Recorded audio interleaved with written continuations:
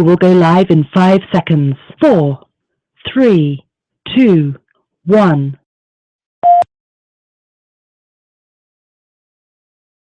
Oh, you didn't know? Your ass better call somebody! You're listening to the Boxing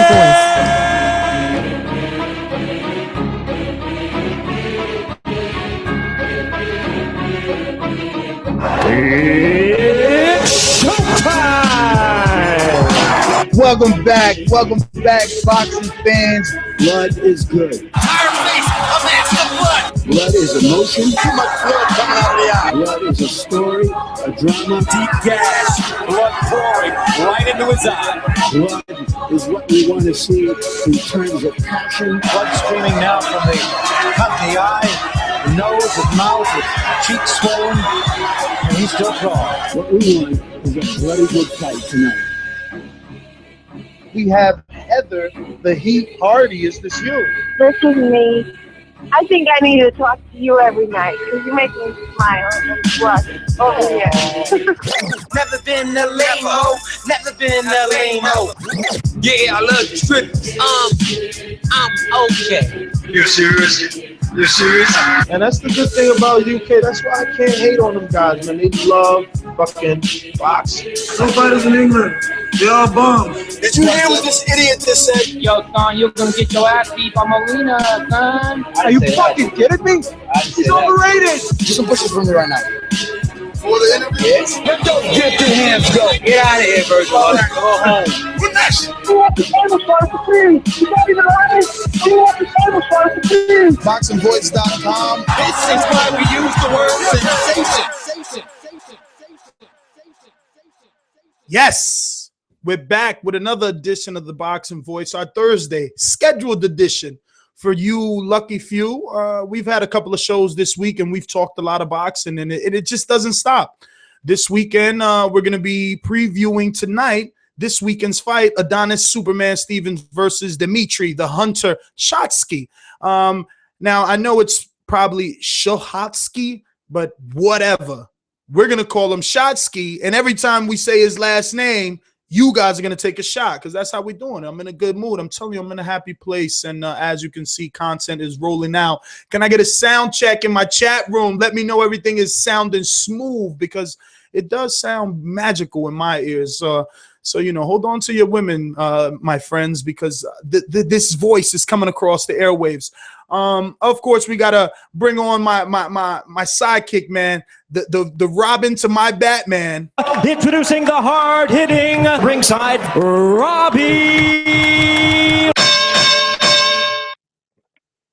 Good evening, everybody. Glad to be here as always. How you doing, Ness? Oh, man, I'm good. I'm good every time we can go live. You know, I enjoy this probably more than a bunch of other things, not including sex. So Adonis Stevens, man, I guess it's a decent card, knowing that there is no more HBO boxing until next year.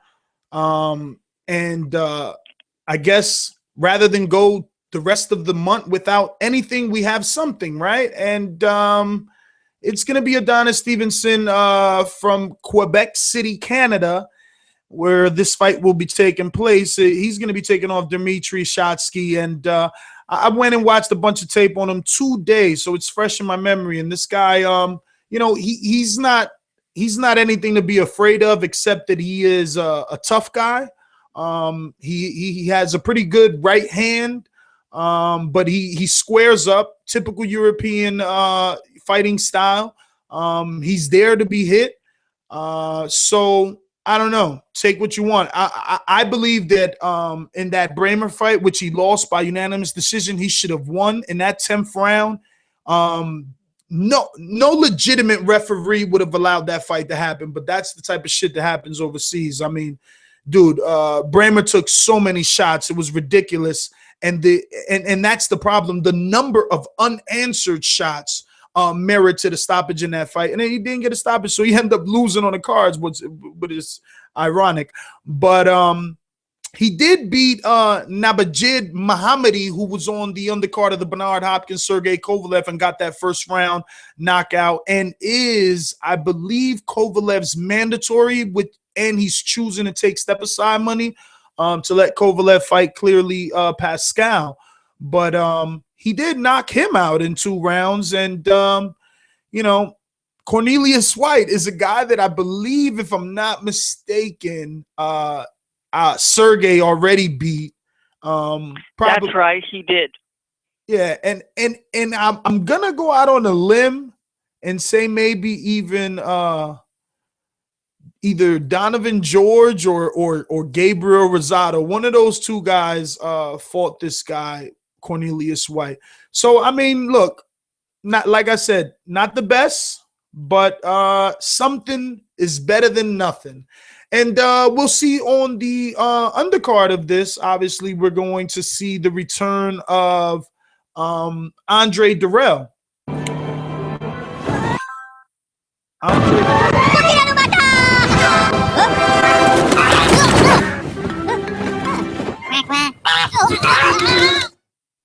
Okay. A video ad on BoxRex. Thank you very much. So yeah, like I was saying, on the undercard is going to be Andre Dirrell. He's calling out Carl Froch. He's looking for a rematch.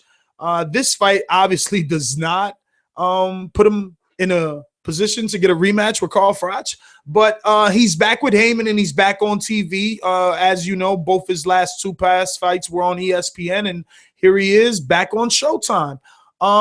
What I think would turn out to be the fight of the night is going to be Jojo Dan and Kevin Bizier. Bizier being from Canada, and I think Jojo Dan is also from Canada now or living in Canada. I don't know, but I know he signed a DeBella, and that's going to be a pretty good fight because Jojo Dan's a game dude. I've seen both his fights with Selçuk Aydin a bunch of years ago, one in Turkey. I think they both were in Turkey maybe, but Bizier, we also seen him losing the last time that we seen him. So that's going to be a pretty interesting fight, and I believe these guys are welterweight. So, you know, it's going to be good to see how they look and where they fare up versus the other welterweights because, you know, Jojo Dan is number 22 in Canada. I mean, excuse me, 22 in the world and number 2 in Canada. You know, while the other guy, Bizier, right? Let me find him. Actually, Bizier is the number 2 in Canada and 22 in the world.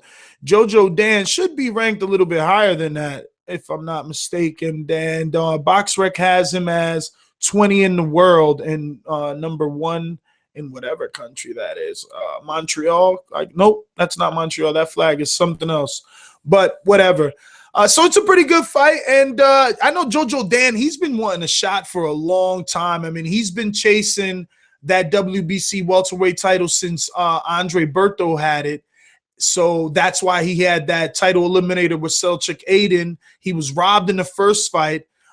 Then he clearly lost the second fight. So, you know, Aydin, you know, was able to hold on to that ranking and, you know, move down the line. And that's how we ended up seeing him, not with Berto, but with Guerrero and Carras and people like that. So these rankings do mean something because it seems to work for these guys that don't have big managers and stuff like that. But Robbie, man, are you at all excited for Saturday night on Showtime? No, well, actually, isn't the Adonis Stevens fight taking place Friday, or are you talking about Saturday's card on Showtime Extreme? Oh, okay. So Adonis is on Friday? Wow, you know I'm all off then. Yeah, it's 9 p.m. Eastern Friday on Showtime. It's and then Saturday Showtime Extreme is going to have that card. All right. So what do you think about this this card? Well, I think it'll be a decent card. It'll be, you know, obviously the A sides, you know, have to look good in this. And, you know, of course, one day I'd like to see Stevens fight Kovalev because I'm pretty sure Kovalev is going to take care of Pascal, and he might as well fight the other Canadian as well. So hopefully one day we get to see that fight. Well, what I am super excited for, and what's going to be on the undercard of this fight is Artur Beterbiev. This guy, man, I was very impressed with the fight with Cloud, Tavares Cloud. And then I went back and watched some of his other fights. And, man, I'm just impressed and excited for this guy. And, I mean, you know, you could say that Jeff Page may be a step backwards. You know, I skimmed through his record. I don't know who Jeff Page is or who some of the guys that he's fought are either. But at least he's an undefeated fighter. But he's really never been in the ring with anything on the level of a Beterbiev, man. He's in for a painful night. Because I mean, this guy's been fighting dudes with massive losing records and coming off of losses. Only one fighter or two, well, make that three, was coming off a win, you know, out of 15 fights. So, man, this guy's probably going to get ripped apart.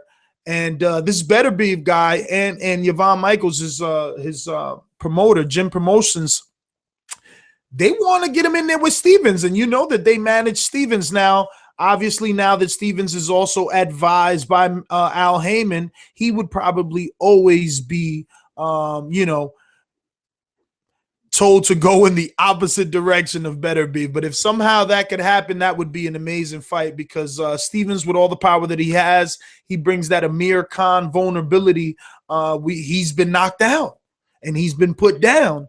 So, you know, I'm just excited to see Artur Beterbiev on there, and then see what else he says, because he talks shit. And you got to remember, this guy beat Sergey Kovalev like twice in the amateurs as well. So keep your eye out on that guy, Rowdy.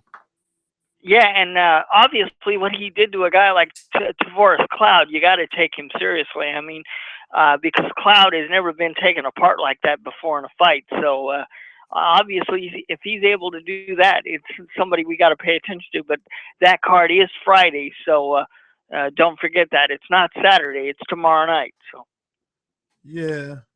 Little mistake. Well, let's jump out to the streets. Let's get some callers, man, because there was someone here right from the beginning. 267, you're live on the Boxing Voice. Who's this? Hey, what's going on, man? Drew the Picture. So, what's up, everybody? What's up, Drew? But yeah, for starters and everything, I just got to backtrack one thing. I got to eat the crow. I was supposed to last week on Sunday regarding that Amir Khan Devin Alexander fight. I was the bold one that picked Alexander on that one. I got to go ahead and give Khan his props. He definitely did his thing in there for the good rangy fight and everything. So I just want to get that out the way.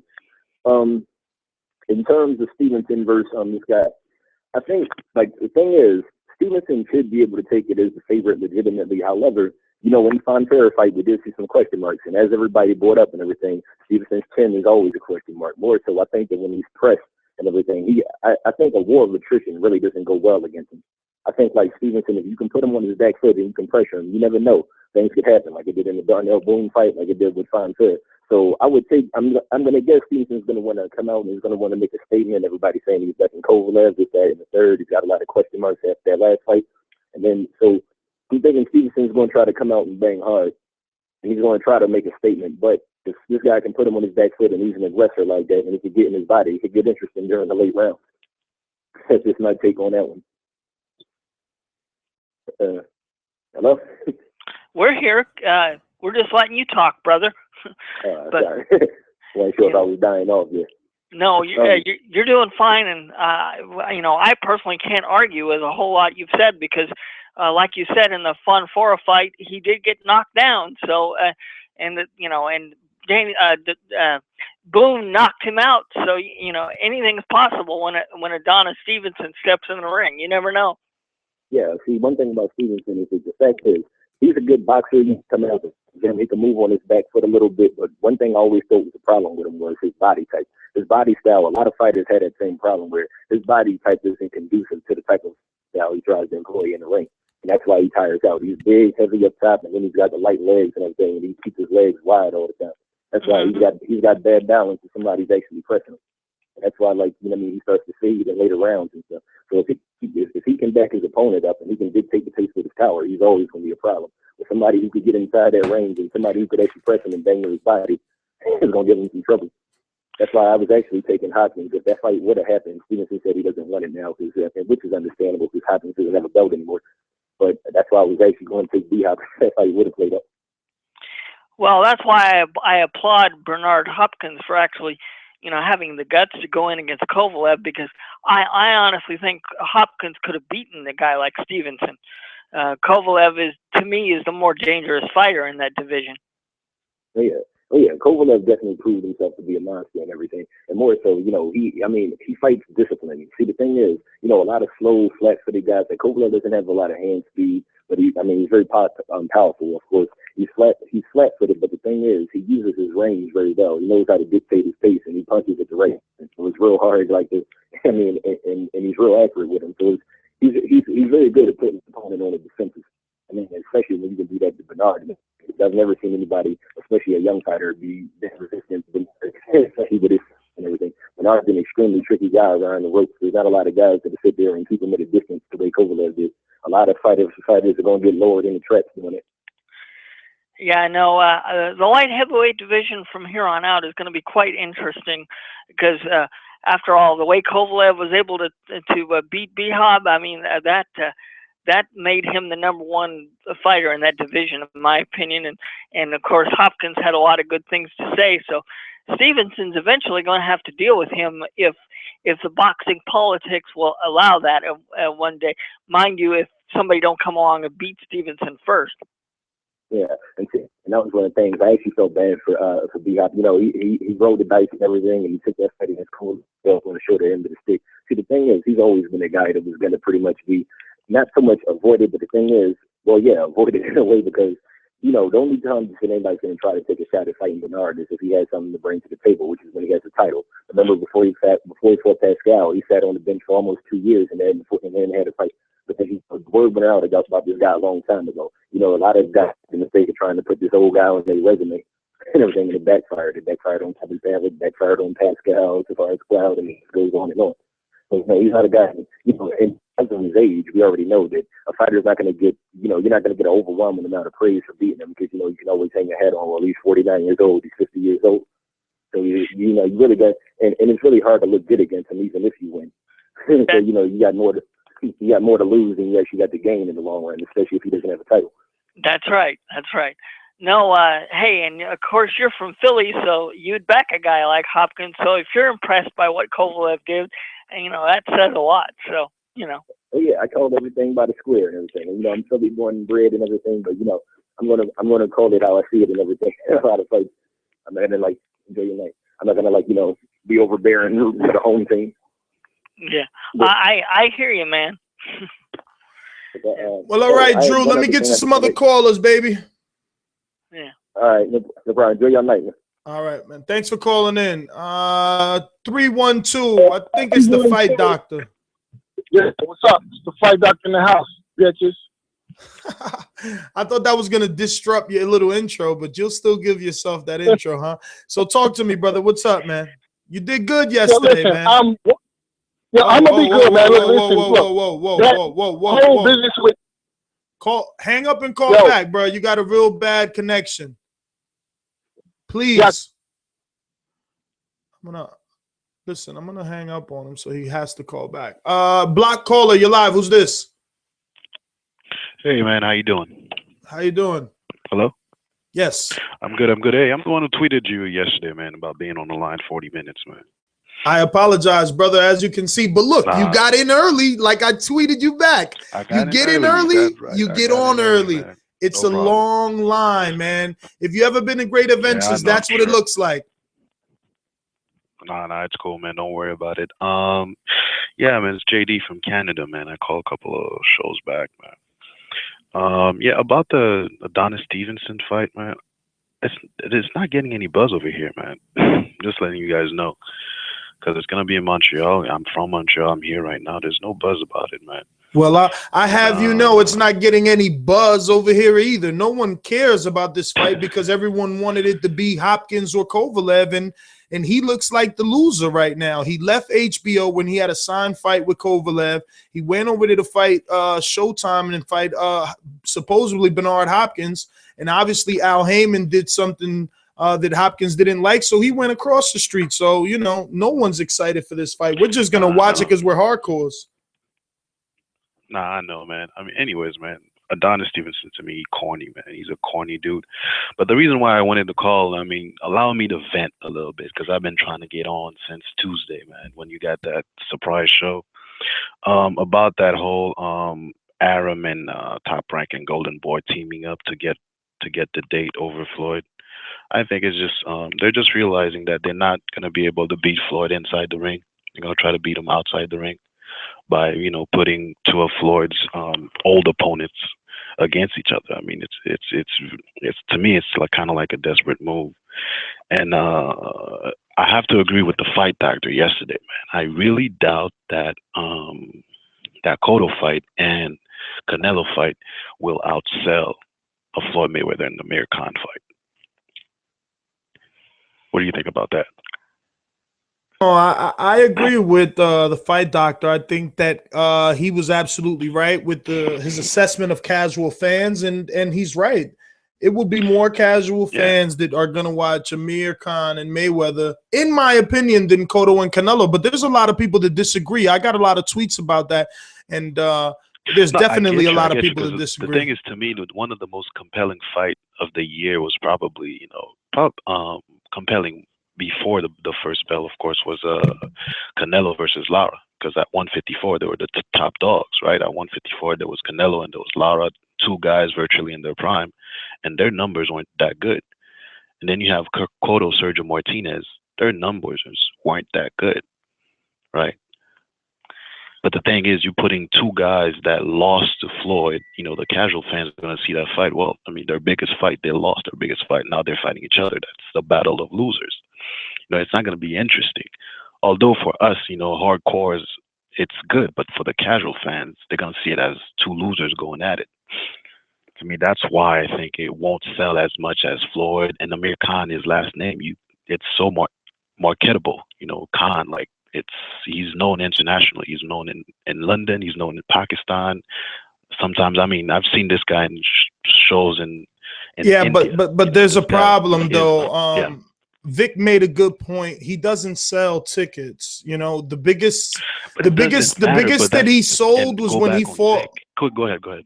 I was gonna say that if I'm correct, the biggest that he sold, the most tickets that he sold, was when he fought in DC with Lamont Peterson, I believe. I think that was like 10,000. And you know, you got to credit Lamont Peterson because after that, he's continued to sell out over there. Yeah, but it's all about association. You associate Floyd Mayweather with Khan, it doubles Khan. The way I see it, no, listen. We don't got to stay stuck on it because I got a lot of callers. But I will tell you this: I agree with you because they did it. Anyways, man, I just wanted to get my point across, and thanks for accepting my call. Great show, buddy.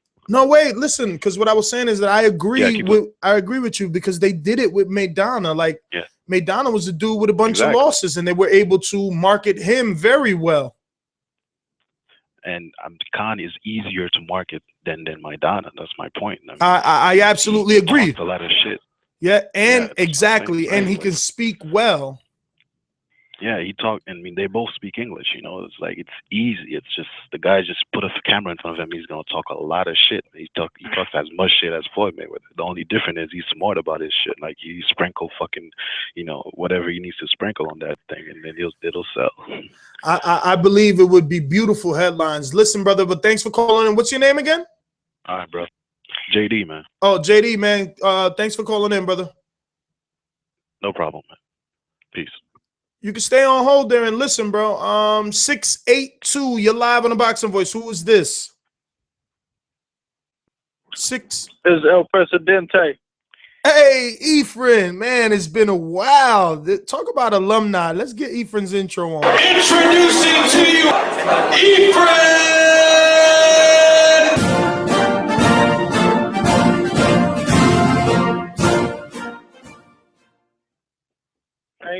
bitch. I call in when there's nobody fucking fighting this week. Because you love these Russians, man. You're probably calling to tell me don't sleep on Shotsky. No, I don't even know who the fuck that is. His mama don't even know he fights. Anyways, man. That's a good one. Go ahead. Oh, I just want to tell y'all about shit. I don't even know what I can tell y'all about. Let me just throw some quick fire at y'all. You know how we do it. The Bradley beats Thurman. I don't think we have a problem with that, do we?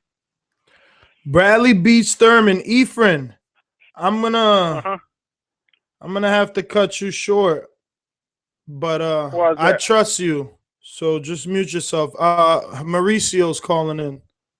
Go ahead. If I can find his number.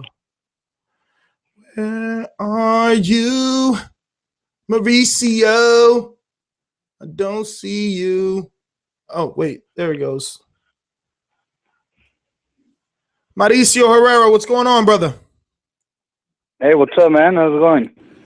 We're good, brother. We're a little upset we didn't get you on Sunday right after the fight and when you were most hot and upset at this awful scorecard because I definitely scored it 113, 115 your way.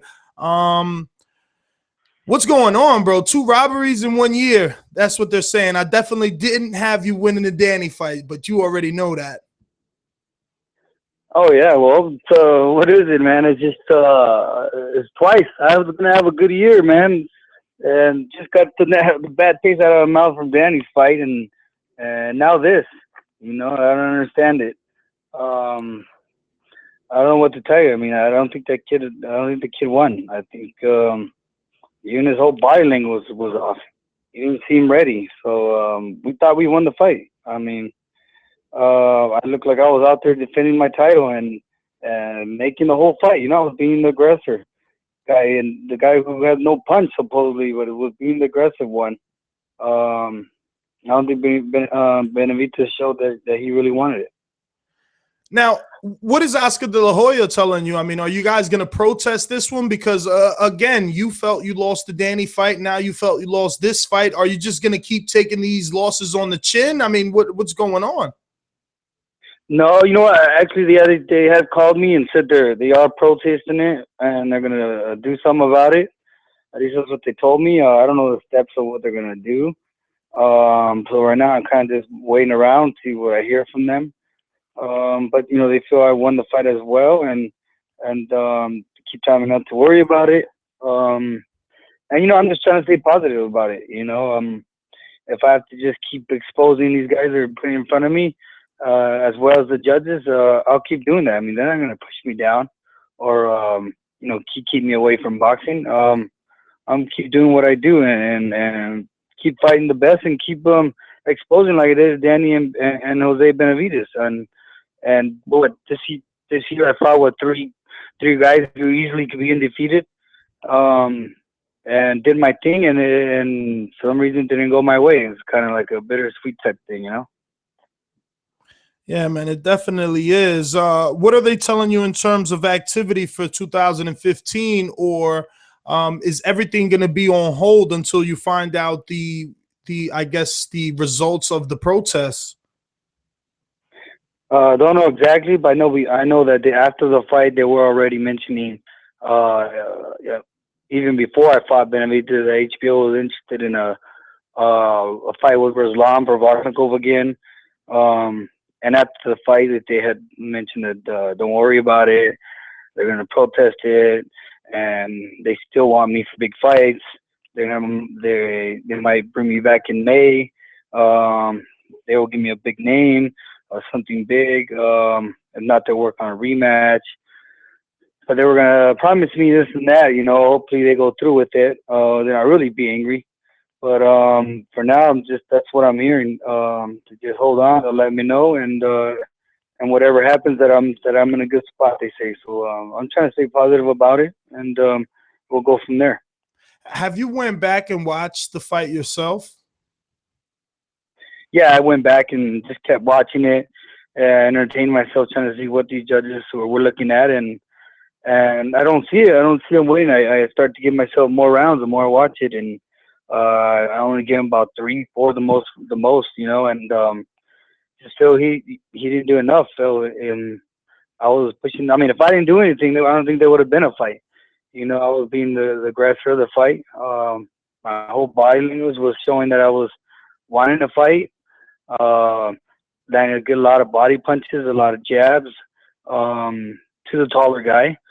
And felt pretty won. Even felt we closed out pretty good.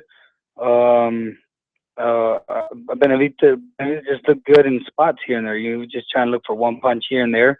They were clean punches, but I don't think it was enough work, So I still feel comfortable we won the fight. Just sucks that I don't have the belt. See, the difference in this fight and the Danny fight for me is that you were backing Benavidez up. You had him against the rope. You were doing a lot of work to the body. You were throwing shots to the head. You had your head buried in his chest numerous occasions. I don't understand how they seen it any other way. You were the aggressor. What are you going to do moving forward to, I guess, negate the fact that the judges are automatically going to give your opponent the puncher's shot and always score for the puncher? Because that's what it seems like. These guys are getting credit because they're landing either cleaner shots or bigger shots, but your high work rate and activity is basically going unnoticed, pretty much like Malinaji Broner. Yeah, it's almost similar to that. Like, Broner lands a lot of punches, and there's guys that are born with power and some that are not. You can work on your power a little bit, but it is what it is. I mean, you can go back to Pernell Whitaker, wasn't a hard puncher, and he had his couple of robberies in his career. There's a lot of guys, but there's not. I guess you can just match me up with tougher guys, different type of styles that throw more punches. Benavidez didn't really throw a lot of punches, but like you put me in with the guy with like a Ruslan.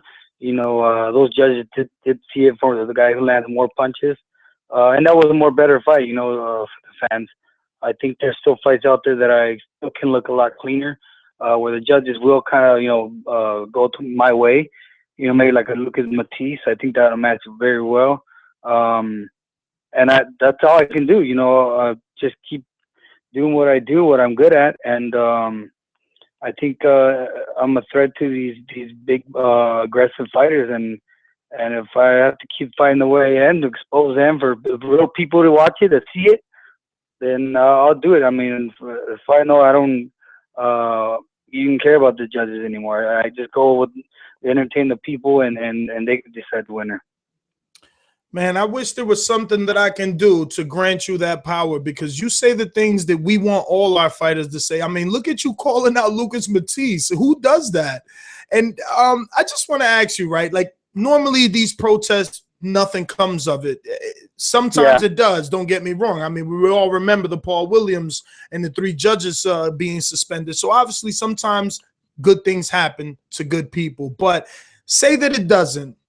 Say that you just say, look, man, the protest didn't go through, but HBO wants to give you Ruslan Pavatnikov or a rematch with Jose Benavidez. Which one do you take?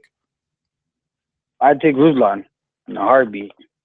I'll take Ruslan Pavatnikov. Let me ask you, before you elaborate, is it because Ruslan has a bigger name in boxing and also would come with a bigger paycheck attached to it? Or is it because you've already been in there with him and you feel like you have his number? Both. I feel I'm a better fighter, smarter. I'm more experienced now.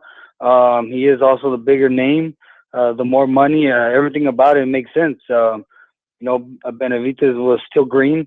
Took care of him already. I mean, the people saw that. So I think it makes sense for me to get a break. Get a guy with a name like Pavatnikov made for himself and duke it out with him once again, and then go from there and just keep getting just putting a great fight. Also, I think it makes a better fight than me and Benavidez. Benavidez wasn't throwing a lot, so there wasn't like too much action in the fight. You know, I like the guy who brings it. I think it brings more out of me. And Ruslan did that in our first fight. And I think it'll be another great fight with Ruslan. And like I said, yeah, he has everything makes sense about it. Well, Herrera, man, thank you so much for taking the time to come on the Boxing Voice here and chat it up with us. We do appreciate it, man. We wish you the best. We hope the 2015 brings you everything that you deserve, man, because you've been a soldier this year for sure. No problem, man. Thank you guys for having me. In 2015, you're going to see I'm going to come back stronger and keep putting on these great performances. And hopefully, you know, I'll get my moment in 2015. All right, brother. Well, thank you again. Man, Robbie, that guy he's a trooper, brother. He's a trooper. He just keeps taking it on the chin and moving forward. And I hope that next year brings his break, man. I mean, damn, you got a guy calling out Ruslan, saying that fight stylistically is better for him when people are trying to get away from Ruslan and Lucas. There's another fighter out there I think he'd be great against, and I'm surprised you didn't mention that to him, Terrence Crawford. I think him and Terrence Crawford would be a fun fight to watch. That probably would be a good fight, but I don't know, man. I wouldn't want Herrera to get that fight next. Come on. I mean, Terrence Crawford is a boxer. He can turn it up, but if he feels threatened by Herrera's style, he can stay on the outside and it could turn into a stinker. Let's get to some of these callers out here. 619, you're live on the Boxing Voice. 619, who's this? What's up? This is BK from San Diego. I'm just calling to give my prediction. I just think Stevenson's going to win because I don't even know who the hell he's fighting. So it's a showcase fight, another Al Heyman special. And I just wanted to say, you know, I was at that Herrera fight live, and yeah, I thought he won. I was sitting next to Benavidez's uncle.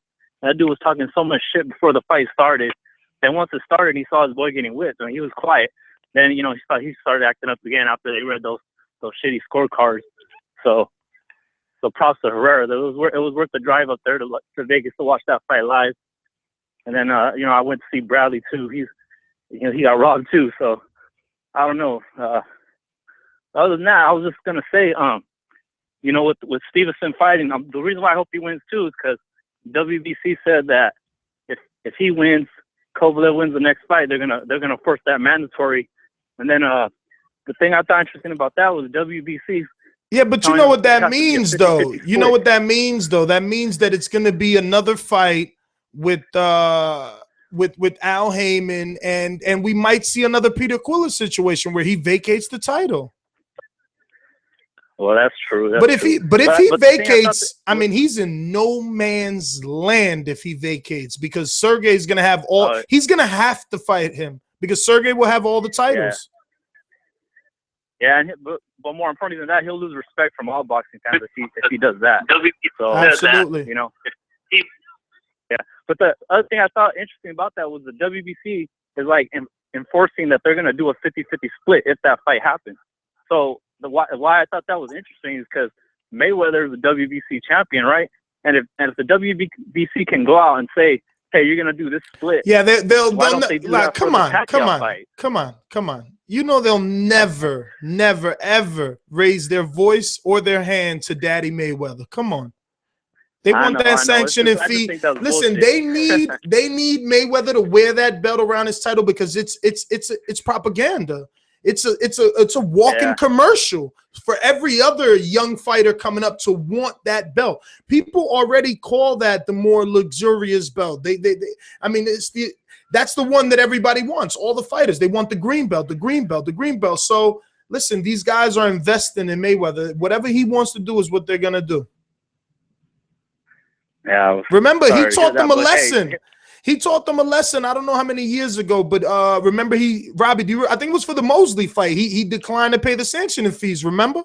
That is correct. He did do that, and basically, look at it this way: Floyd Mayweather is the godfather of boxing. He tells these organizations what he wants to do.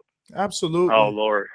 Absolutely. One more thing, I just want to, nominate Bob Arum for Promoter of the Year because he somehow, he screwed Khan by doing that double card. Like the first thing Mayweather said was, "Oh, Khan just got 4,000 people to that fight," because basically there was another fight down the street. So I think Arum kind of screwed Golden Boy because he took Khan out of that Mayweather equation. And, you know, he set Pacquiao up, I guess, better for that May fight. Now, listen. And then to top it off, he puts Herrera on his card and screws Herrera. Well, and keep this in mind. Which fight was Oscar at? He was at the Herrera fight. He wasn't. He didn't even show up at his own card.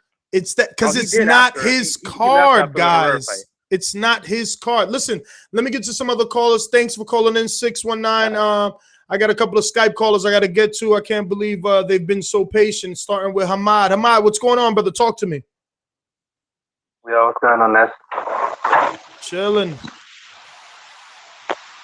We got this duck.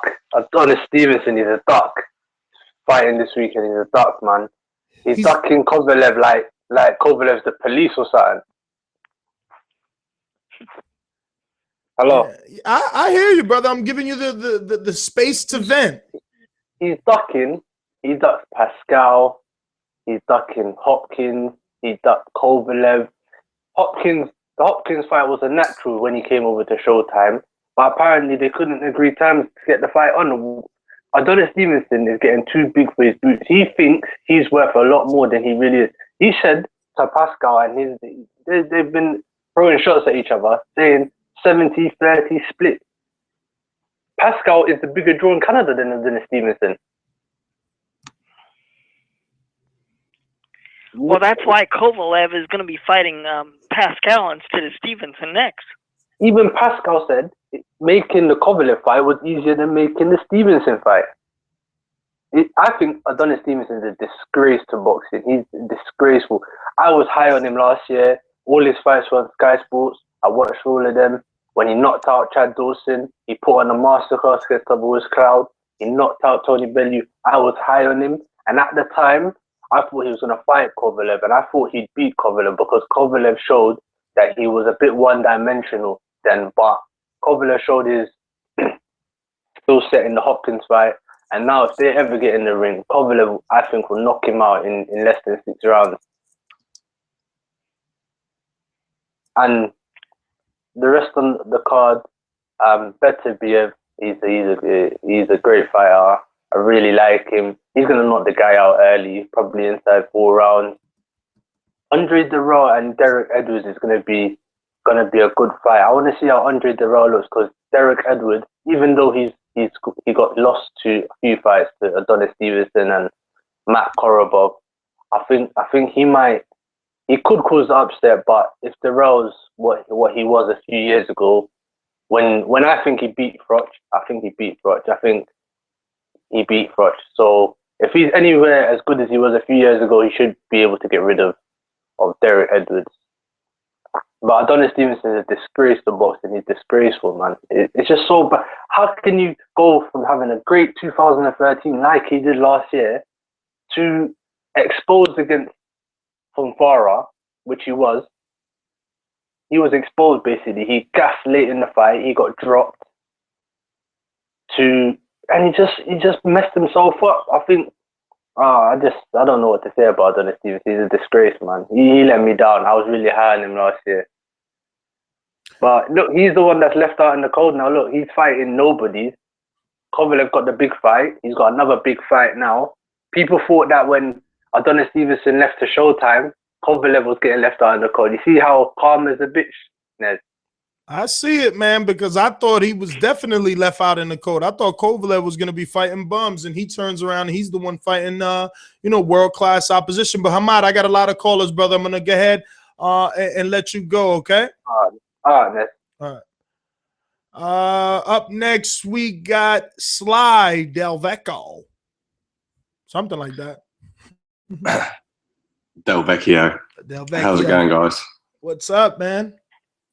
It's good. Yeah, loving the spontaneous shows. I had to sort out the notification thing though because I kept missing them. I just wanted to. I'm not that bothered about this fight. Probably like most of the callers. I wanted to touch on a few things that have been discussed over the last few shows. Is that cool? That's cool. Go ahead. How's it going, Robbie? You're actually my first port of call, Robbie. Something you said yesterday when you said, I've heard you say it a few times, there won't be 2 pay-per-views at the same time. And it's a case of whoever gets it signed first. So let's get our paperwork signed, and that will be the fight. Who gets the fight? You don't honestly believe that, do you? That's because the networks will not allow two on the same day. That's what Bob Arum and others have actually come out and said that. So that's why I keep making that case. I want to remind people of that. And that's cool. Bob Arum says a lot, and promoters say a lot. So we can't take that for gospel. And just the more the point of, you said whoever gets their paperwork signed first, they get the fight. That's not the case. The networks aren't, Floyd calls the shots. The networks aren't going to say to him, do you know what? We've already had Canelo's paperwork in, so sorry, Floyd. Like, they're going to hold and see what he does. That was my first point. My second point, people have been talking about Fighter of the Year, and I'm hearing Terence Crawford's name mentioned a lot. I don't know who I think Fighter of the Year is, but I just look at Terence Crawford's opponents this year. Ricky Burns, average. Gamboa, way too small. Beltran, average. And we're going to give him Fighter of the Year, are we? Yes. Yes. Well, wait. Let me get this one. All right, go ahead. Listen, because every fighter's resume could be picked apart. But at the end of the day, he did beat Ricky Burns definitively. It doesn't matter. It doesn't matter that you and I think he's average, because I've always said he was a bum. I seen him lose the Gonzalez fight. I seen him lose the Beltran fight. Yeah, I mean, I he's agree. never impressed, but that doesn't take away from the fact that he was still a champion. He still was a champion, and he still beat some guys in that time that he was a champion, and he was a 2-division champion in the fight, and we all wanted to fight with him and Adrian Bronner. So there was nothing wrong with Ricky Burns when he got his ass whooped to Crawford. He still went over to hostile territory and took a title. He didn't squeak by. He took that title. You can't take that away from him. Only guys like Bradley did that. Go to another country, to the UK. Black guys go to the UK. I mean, probably, I know you historians going to call in or tweet at me, tell me there's a bunch of people that did it. But in our generation, Bradley, maybe a few others. Don't get me wrong. I think Terence Crawford is a brilliant fighter. And I thought he'd school Burns, which he did. I'm not trying to discredit him or say he's overrated or anything like that. Well, all you have to tell me is who's done something better. Yeah, I mean, obviously, what do we grade it on? Do we grade it on how many fights do you need to have had to be in Fight of the Year? Because it's almost like Terence Crawford's the only higher skilled guy who's had 3 fights. But do you disagree with the fact that Burns is average, Gamboa was, just totally outsized, and still managed to really hurt Crawford? No, because we all wanted the Brandon Rios Gamboa fight. We all wanted Mikey Garcia Gamboa, and when we got Crawford, we were excited. So just because it was lopsided now, you can't discredit. Just because we always seen Gamboa go down, so what? He got up. In this fight, he was stopped. And I think it was a good fight. Thing is, I'm not saying that this is a terrible year. It's not one or the other. I'm just saying that before the Gamboa fight, when you looked at the guys squaring off, I still wanted the fight because Gamboa is exciting and he's got a lot of attributes. And I don't think it was a whitewash. Like, he hurt Crawford badly, and for the first few rounds, he looked really good. He just couldn't deal with it over, a sustained period of time. It was a great fight. So then how are you discrediting it? We're handing out Fighter of the Year, and he hasn't had one fight against a guy that anyone really gave a chance. That's all I'm saying, especially Burns and Beltran. Okay, so who has as consistently as he? Well, again, it comes down to how many top-level fighters have had more than 2 fights. You know, I've heard exactly. So you have to give him credit for that, for being active, for one. Definitely. And you have to give him credit. You have to give him credit for fighting world-class opposition. And then you have to give him credit for how he performs in those fights. Because you could be Mayweather and stink the joint out, or you could be Terrence Crawford and have an electric fucking audience cheering and standing on their feet. I think I hear these kind of comparisons a lot, and I kind of get what you mean. All I would say to that is it's a little bit like when Keith Thurman's performance is getting compared with Amir Khan's performance the other night. It's like, at the end of the day, you've got to look at who they're fighting. Mayweather's, as you said, stinking the joint out. People will say what they want to say about Maidana. There's no one who's going to fight Maidana now who's going to make it look easy. I know that Alexander made it look easy. If Alexander fights Maidana next, I don't think many people are going to pick Alexander to win. Terrence Crawford's looking fantastic. Let's give Floyd Mayweather the same level of opponents as Burns. Put him up against a top fighter who's 2 weight classes. But Sly, wait a minute, Sly. Whose fault is that? Burns is fighting. Floyd is not. We didn't make Floyd's schedule. He could fight the same level of opponent that Crawford is fighting. He could squeeze in. He could squeeze in a Sean Porter and a Keith Thurman here and there in between these fights, but he chooses not to. So I don't understand why you want us to put him on some other pedestal.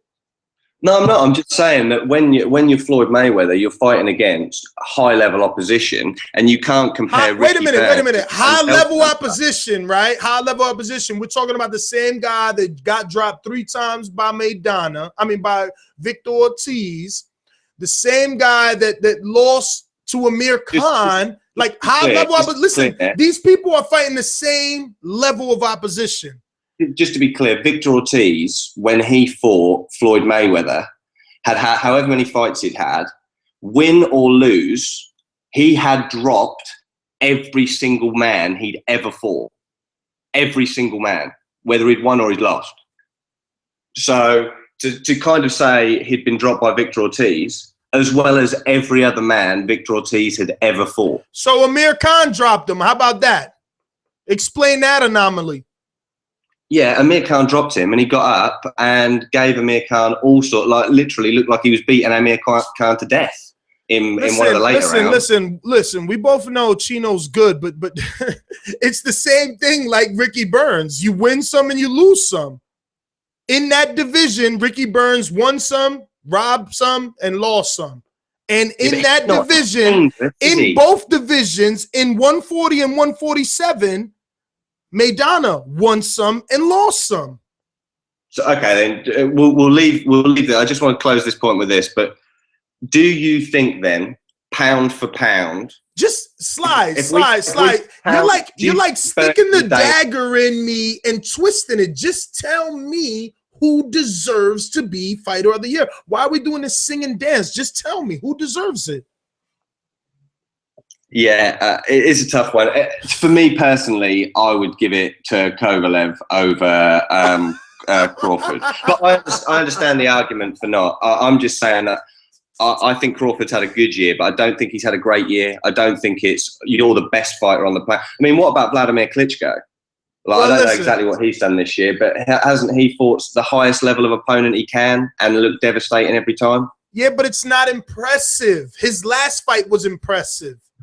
You've got to look at who these guys are fighting. Like, we don't care. When you're not entertaining us, we don't care. You know that. Yeah, it's like in any sport, if you play against a better team, it's going to be close. Well, if you play against the worst team, you're going to crush them. Who is telling Vladimir Klitschko to fight Povetkin and all these people that are not known? They're not known. Why is it? Why wasn't he trying to fight Tyson Fury for 2 years? He could have fought Tyson Fury 2 years ago. Fury been beat up Chisora when Chisora was undefeated. He could have been fought Tyson Fury. Yeah, but you want big fights, right? You're talking about Tyson Fury now. You wouldn't have been talking about him, or very little would you have been talking about it 2 years ago. But now, there's whispers that Tyson can actually do something. He could rematch David Haye. He could rematch David Haye. He could have came over and fought Brian Jennings. Okay, came over and fought the other dude, the 40-year-old. Some people, someone that's on American television. Higher than the guys he's fighting. Dude. Is he fighting better or worse opponents on rankings than these names you're naming? The problem is popularity. He's fighting people no one know. You and I know them. We know them, but there's no popularity. Jim Lampley and Max Kellerman have to do too much of a job telling you who Pulev is. And then he goes in and shits the bed. But luckily for Klitschko, it was his best fight. Yeah, I mean, thing is, I don't want to. I'm the last thing I want to do is be here sounding like I'm trying to discredit Crawford because I think Crawford's really good and potentially one of the top guys in years to come. So I just don't know how you give it to Kovalev with one win. Yeah, but his win means more than all of Crawford's wins. Really? Because didn't Calzaghe do that? Didn't Calzaghe do what? Beat Hopkins. Yeah, but not anywhere near in the same fashion. Calzaghe got dropped in the first round. Does it matter? You're acting as if like he did something that no one has done before. Oh, don't get me wrong, but you've got to look at what certain fights, you know, what they mean for boxing and the hype behind certain fights. That Kovalev-Hopkins fight was a huge fight, and I disagree. I disagree. I always loved the fight because it was like, whoa. Hopkins got some balls. He's getting in there with a kid that we know has cannons. Yeah. But at the end of the day, he's 49, bro. I mean, don't act like I haven't said on this show before, if you let a 49-year-old beat you up, that's your fault. Who did you pick? I picked probably Hopkins, I believe. I don't know. Maybe I went with Kovalev, but I probably went with Hopkins. Which a lot of people who knew a lot about boxing did. That was a big fight, and that was an intriguing fight. But most of us went on it because he always proves us wrong. But nothing in his arsenal said he was going to do anything to Kovalev. What could he do? Yeah, well, yeah, again, you know, Kovalev looked fantastic. And yeah, I'm not saying Bernard Hopkins is the greatest fighter on the planet. I mean, even if I play devil's advocate and say, yes, it was a great win, it's only one win. It's only one. So one great win trumps three good ones? And iconic trumps three good ones. Well, one good one. An iconic. Knock it off, iconic. I mean, listen, yes, he is, but again, he's 49. I mean, he had two of the four belts. He'd just beaten one of the other champions. I mean, somewhere in the world, someone is having another podcast talking about whatever guy just beat up Evander Holyfield or George Foreman or any other old guy that decided to fight. Yeah, this guy had two belts. There's only four. He'd just beaten one of the champions. I understand that, but I think that you're just rating the fight just a bit too high. He's still 49. Yeah, that champion was Shumenov. Listen, he hadn't knocked anybody out and tell me how fucking long. Where was the threat value for Kovalev? Like, what, why? Yeah, the writers that owe Bernard Hopkins loyalty, okay? But tell me, what fucking sane person thought Bernard was going to hurt Kovalev? And if you can't hurt Gennady or Kovalev, they will hurt you. Yeah, I mean, I'm not disputing that, but you asked me which figure, and I'm not breaking down the fight in a scientific way. I'm talking about which fight, in terms of hits, in terms of what. I mean, listen, this is what this show is for. This fight was a big buzz. This is what this show is for. Listen, you have your opinion, and you were allowed to voice it. You believe that, one fight trumps. I believe that you're going to get a bunch of people. Stick around and listen. You'll see. There'll be a bunch of people disagree with me because a lot of people love knockouts and a lot of people love Kovalev. That's why they love Gennady. And pretty soon they'll be loving Beterbiev. Yeah, I agree. But yeah, they're just two of the things I wanted to mention. And just very briefly on GGG being a pay-per-view star, you guys mentioned that a little bit yesterday. And one of your callers, who you referred to as GGG, I can't remember who it was Sam, I think maybe. He said something about maybe hitting the UK angle. And I agree 100%. I think if Golovkin wants to be pay-per-view, the timing over the next 6 to 12 months could be perfect. We'll see how the dust settles with DeGale and Groves. One of those guys will be champion. Everyone will get behind that in England, and anyone in boxing knows who Golovkin is in England. If he came to England, had a few more fights, continues to do what he does, comes to England and fights a world champion in, let's say, James DeGale or George Groves, that would be a huge fight. That would be. It depends on. Might not be huge in America, but really, it doesn't matter, does it? It's all about money and numbers, and that would generate a lot of money and a lot of numbers. I mean, you're in England, Stuart. I mean, do you agree with that? What Gennady Golovkin pay-per-view in England? In about 12 months against one of our guys at 168, who would then be champion. Well, it'd have to go with Eddie Hearn, and with Eddie Hearn, you know. I mean, fucking. He'd make his nan pay-per-view if he thought he could get away with it. Pay-per-view cleverly. So if he can pay-per-view cleverly. Well, this is it. I mean, Eddie Hearn. I mean, if he had Golovkin, could you imagine it? I mean, he'd be walking around. Well, he won't get Golovkin. It'll be walking around with a boner, wouldn't he? Do you know what I mean? So you know for a fact that that's going to be pay-per-view. 1999 Sky. They're going to hype that up. Who's going to be the sacrifice? That's the question. It would do well though, right? Him against James DeGale, 2 belts. Well, the thing is, I don't think it would do great. No, because you've got to remember, the reason George Groves and Carl Froch did so well is because the casual fans, the soccer fans, jumped on the bandwagon. And Eddie Hearn, that's why I don't like Eddie Hearn no more, because he's turned his attentions to pleasing them instead of pleasing the true boxing fans that have stuck by him from the start, and he's turned on us, and that's why he's given us these shit fests. And he took a lot of stick for that last pay-per-view with Kevin and Blue. I mean, it was an absolute disgrace. But to put Golovkin on a British card, then you'd have to stick someone like Groves, DeGale in with him, or Froch, or someone like that. I think any of those three, I think it'd be huge. But listen, guys, I've been on way too long and you've got loads of callers, but awesome show. Keep it up and I'll speak to you all soon. All right, Sly. Thanks for calling in, brother. But one thing you guys from the UK have to understand about American TV, the US TV cable outlets will not allow 2 pay-per-views on the same day. It just won't happen.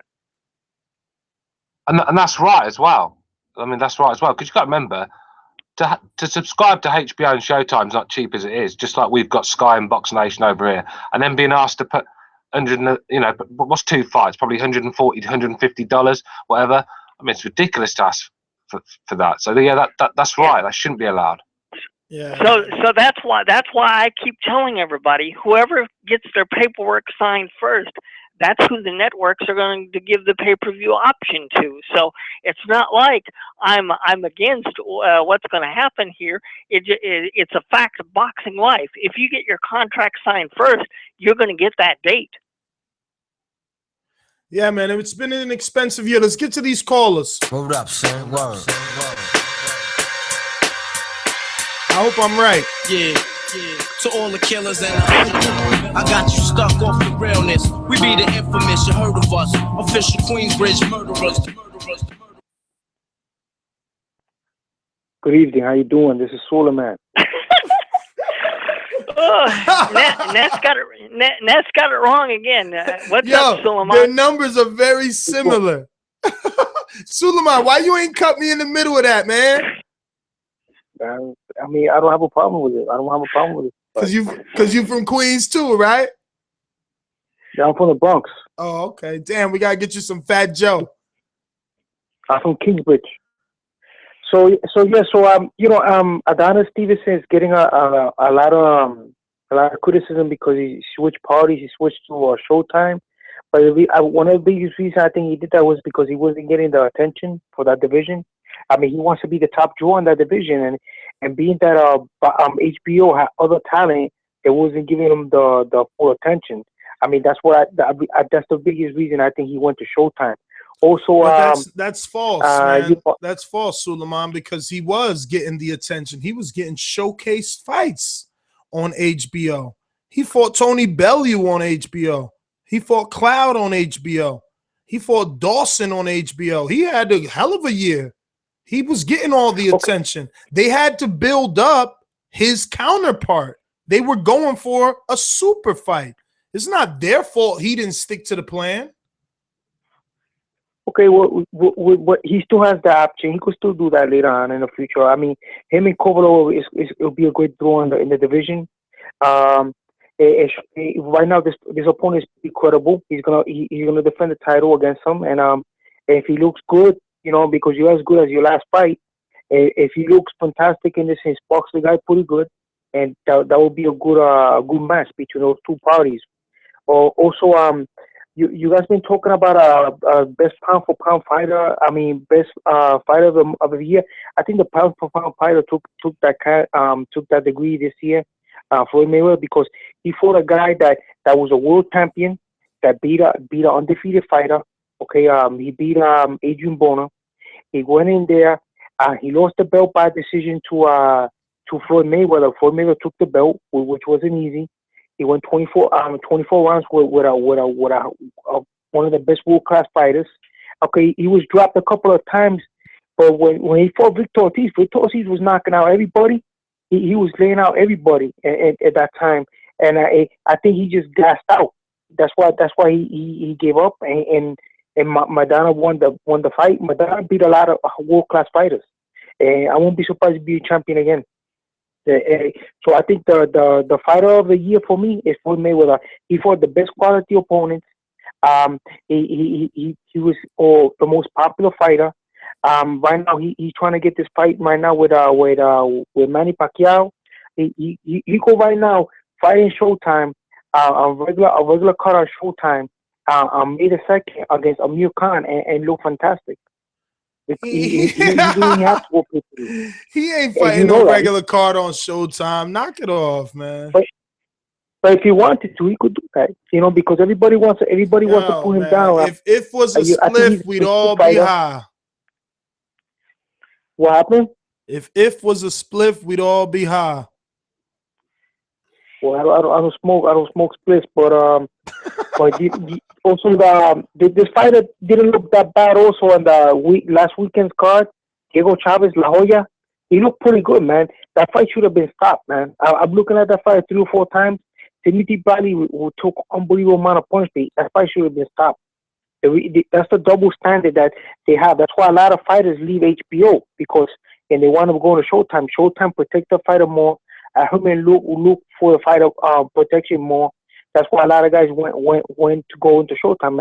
That's one of the biggest reasons I think Adonis Stevenson left HBO, because that guy took a beating by Voslam, Timothy Bradley, right? That fight should have been stopped. They didn't stop the fight. This fight here with La Hoya, Diego Chavez, his face was horrible, and you don't see no fight doctor checking him. You don't see nobody saying nothing. Yeah, but who did you score the fight for, Suleiman? Because Bradley was winning that fight. Well, I don't know. In my opinion, I think Diego Chavez took that fight. That fight should have been stopped. That fight should have been stopped. That man took up that man's face. They stopped the fight a week before. This kid Gabriel was out, right? Gabriel was out. His face looked much better than his. The fight doctor was checking him every 5 minutes. And if also what I hear, and also that this guy thumbed him in the eye. That's what happened with Gabriel Rosado. Gabriel Rosado got thumbed with the right hand when they got through the left hook. So that's what caused the swelling. It wasn't even from a hit. If you look at the fight, when his eye started swelling, it was a thumb that went into his eye. Because the side of the face that was swelling up would have to be hit by a right hand. He got hit with left hook. Okay, so he got thumbed in the eye, and right away they want to stop the fight. But Timothy Bradley takes beatings in the ring, and nobody stops it. He got a concussion by Voslan. this other fight, he got a beating. With Manny Pacquiao, the second fight, they could have stopped that fight. This guy's taking a lot of beatings. That's why a lot of fighters are jumping HBO. A lot of fighters are leaving HBO. They're going to Showtime because Al Jimenez is going to protect his fighter. His cornermen are going to protect him. They're going to look for the best interest. And Showtime is doing better fights. They got the best pump fighter, and they got the fighter of the year. I mean, Terence Crawford, he had a good year. I mean, Kovalev had a good year, but Mayweather had a fantastic year. Hey, Suleiman, man, thanks for calling in, brother. I'm going to get to some other callers. Hey, man, the voice of the people, man. You call in and you voice your opinion. Stuart, man, I got some good news to report to you. In the chat, they're saying they're starting to like you. I can grow on people after a while, you know. You know, at the end of the day, I had to come on here and defend my nation, and I had to upset a few people for that. I don't apologise for it. You know, one UK guy goes to battle, we all go to battle. You heard it here live. And you have nothing to apologize for, Stuart. You do a good job at what you do, and you're one of our best callers. So, I respect for that, Robbie. But there's just one thing I did hear earlier. You said about Floyd Mayweather being the Godfather. I mean, I did have to laugh at that one because, to be honest with you, he's more fucking Don Osmond than Don Corleone.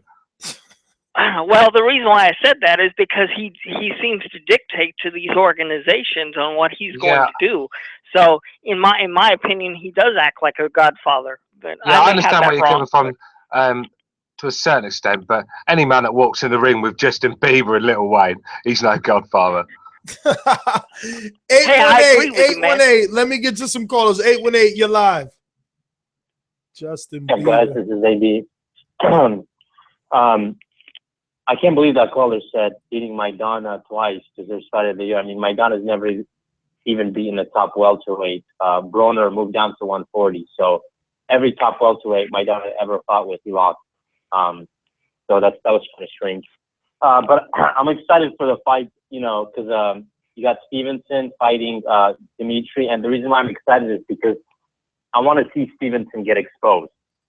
So even if he wins the fight, you know, like in his last fight, he won. We saw Stevenson get exposed. That, you know, if he can't finish you up early, he gasses out in the later rounds, and he has a glass chin. You know, if you hit him with a good shot, he's gonna go down. So I want to see him get exposed. And then, you know, I'm excited with Archer fighting. He's gonna face an undefeated fighter. So, you know, a guy that wants to make his mark too, which is going to be hungry. So that's why I'm excited about those two on that Saturday coming fight.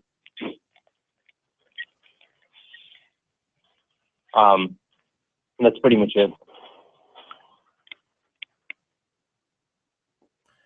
All right, brother. Well, thanks for calling in. I'm excited for Art the Beterbiev too, man. I'm glad that you're already on him, AB, showing that you're a hardcore fan there. Loving it. Let me get to some other callers here. I know what boys like. I know what they want. I know what boys like. Boys like. Hello. How are you? Hello. We're doing good. Would that be Ness and Robbie? That's right. Hi, how are you? It's Lissy Boxing. What's going on? Not much. Okay, I'll keep it short. Just calling in real quick to weigh in on the Stevenson Sukhotskiy card. I'm not going to do too much on that because it's an illegitimate fight. Stevenson's obviously going to take that and have to fight the winner of Kovalev Pacquiao, as everybody knows. And in that fight, I have Kovalev. So we can fast forward till March, and you can write my pick down for March now, Robbie. Well, we'll have plenty of shows before then, so you can always call back for me. You can book it early. Right, all right. You can book it early. All right. I did, however, call in to chime in real quick on my guy, Mikhail Zuzki. Anybody remember him from the top-ranked undercards from this past weekend? Yeah, he fought last weekend on the stream. Yeah, he beat Jeremy Bryan. If anybody follows that, Jeremy Bryan's last fight, he did a split decision loss against Saddam Ali. Yeah. So Jeremy Bryan was a pretty legit competitor. Sukhotskiy beat him, unanimous decision, I believe, on the top rank undercard. So wait a minute. Let me get this straight. Again? You were impressed with the win? I think it was a legitimate win. But I wasn't impressed with the win, but okay. it was a legitimate win. Okay. Fair enough. But I did want to quick get it out there to the people who are watching, the up and comers, that he is scheduled for the undercard against an unannounced opponent for Rio's Alvarado 3. Oh, nice. I'm gonna be out there. So he just made that undercard, and that was the primary reason that I called, to let you all know that our guy, Kyle Sukhotskiy, will be on the card for Rio's Alvarado 3. Well, all right. Duly noted. Duly noted. I think somebody earlier was talking about Fighter of the Year, yeah? Yeah, we have been talking about that. Yeah, you guys have been chatting about that on and off. I don't know, many of you don't know me or don't know my preferences. My preferences are heavyweight and light heavyweight because I happen to like knockout artists. That's just the style of boxing that I tend to enjoy the most. Not that I don't enjoy all boxing, because I do. But my vote for Fighter of the Year this year goes to Terrence Crawford. Couple different reasons for that. His wins, Burns, Gamboa, Beltran, multiple different styles of wins, different types of wins, different styles he's shown in the ring during those victories. Very impressive. He's been impressive this entire year. But first and foremost, when you look at the stipulations and when you look at the sort of categories that Ring Magazine and all the others use to judge Fighter of the Year, I think Terrence Crawford fits that bill better than anyone, better than anybody in the running. And certainly I think he's done more for boxing. Sticking to your guns and trying to build a fan base in Omaha of all places, has really served him well, and I think has served boxing as a sport well.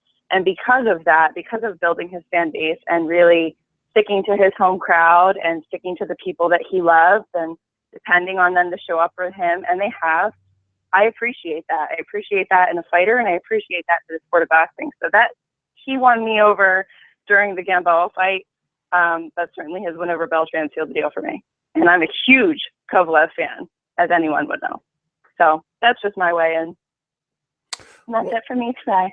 Well, all right. Well, thanks for calling in, Lissy. Jersey Sev, talk to us, brother. Hey, that's bro. Can you come back to me in like 5 minutes? Man, all right.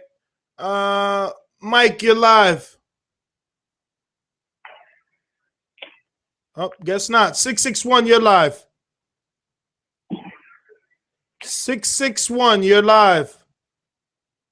Not anymore. 732, you're live. Boxing Voice, what up, baby? It's the Angel of Wall Street. Holla at your boy. Listen, man. Great.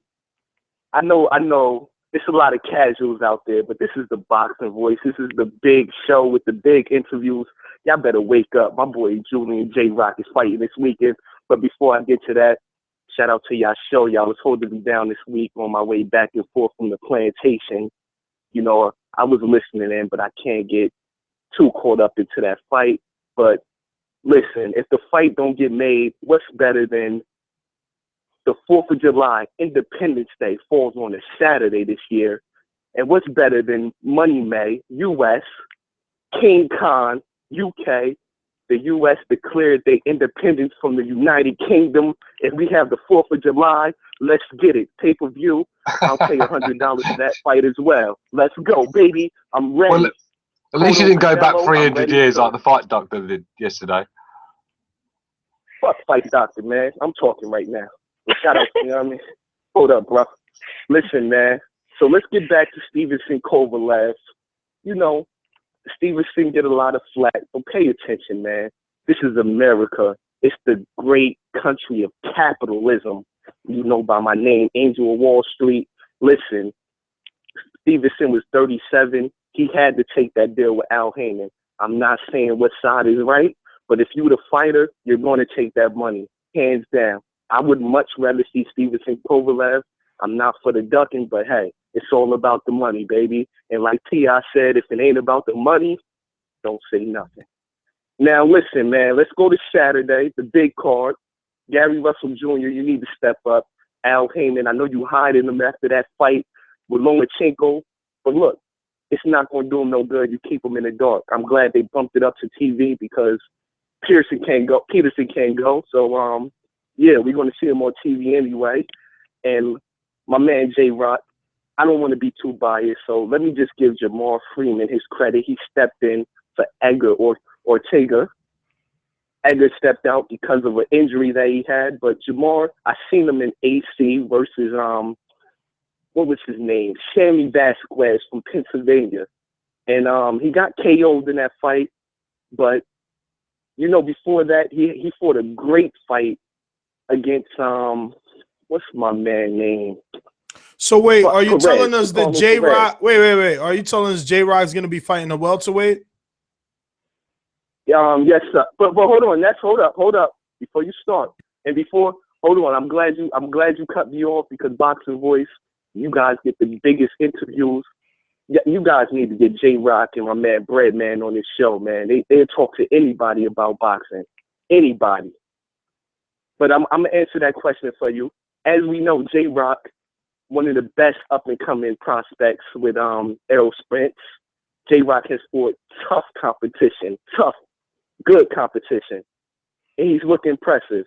But this is a showcase fight because, Ortega, he was a welterweight, and, you know, J-Rock was just supposed to look good in this fight, and that's just what it is. And even in this even with Jamar Freeman stepping in, he's a junior middleweight, but he's like a blown-up welterweight. So if you want to see good showcase boxing, tune in because J-Rock is going to rumble. This guy can go. And if you don't believe me, look, just pay attention Saturday. I'm not hyping nobody up. J-Rock of Shula Boxing Gym in Philly, that young man might kill somebody in the ring one day. That young man can rumble. Stop, but, man. Stop. What? Kill somebody. What you mean stop? Yo, kill somebody with what power?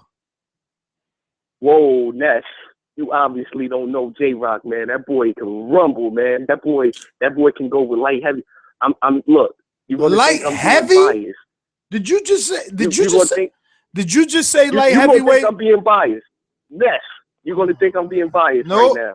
I'm not gonna think you biased because we ain't about to have that debate. We'll see. We'll see how he look as he move up. Listen, I'm all for J-Rock. We have interviewed him on this show. I have, we've interviewed him numerous times on video. Listen, he's a good prospect. I'm not saying that he's not. He should be a contender. He wants to fight Austin Trout. But killing somebody in the ring, he ain't even showing us knockout power like that. Ness, this is a big boy. I'm gonna just let it play out. But J-Rock is a big boy. He's a big deal. And trust me, and he has the heart of a lion. J-Rock is going to be the one that move up to 160. I can't discredit Canelo because Canelo's a bad boy too, man. But J-Rock is going to fight Triple G. I put my money down on it from the door. J-Rock will fight Triple G. I'm not saying he could beat him, but J-Rock going to be the one to step up to the plate and fight Triple G. J-Rock got that old school, you don't give a fuck. He's a mixture of B-Hop with Terry Norris. And look, just watch this guy. This young man is a beast, man. He's a beast. All right. All right, Angel. All right. Well, let me get to some other callers, man. I hope this is the Fight Doctor because I don't want him thinking we hung up on him. Fight Doctor, you there? Yo. Fight Doctor's in the house, bitches. Yo, sound check. Hold on. How we sound? What you doing? You using a Bluetooth for something? A car phone? What's going on? Nah, man, I'm on this crazy ass Alcatel new cell phone I got. The old one broke. And that's a bad one. That's a bad one. Listen, try and just lower your voice then because it's every time you speak, it's cracking like crazy. I got you. Listen, I got a question. Okay, I got a question. How in the hell are you the angel of Wall Street when you work in the mailroom? Okay, get your broke ass out the mailroom, get a real job paying a living wage, and move up to your mama basement. Okay, I ain't never heard no nigga call up here holding another cat's nuts, that hard ever in life. Dude, says the man with a cheap phone. Stop holding J-Rock or whatever the hell his name nuts so his girlfriend can enjoy him for a little while. Stop, okay? Now, I got a question for the ringside dummy. How is Kovalev the #1 light heavyweight in the world for beating Bernard Hopkins when somebody else beat him first? What type of logic are you working with, dude? Honestly. Look, I mean, come on, man. Did you get your degree? Did you get your degree from an online college? I mean, honestly, man. How does that figure? What kind of logic are you using? Okay. Well, currently, in my opinion, Sergey Kovalev is the #1 light heavyweight in the world because he beat Bernard Hopkins.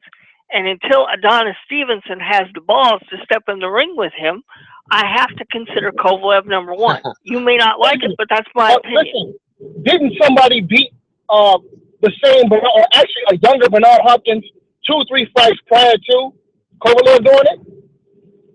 Bernard Hopkins, the last time Bernard Hopkins lost before Kovalev was Chad Dawson.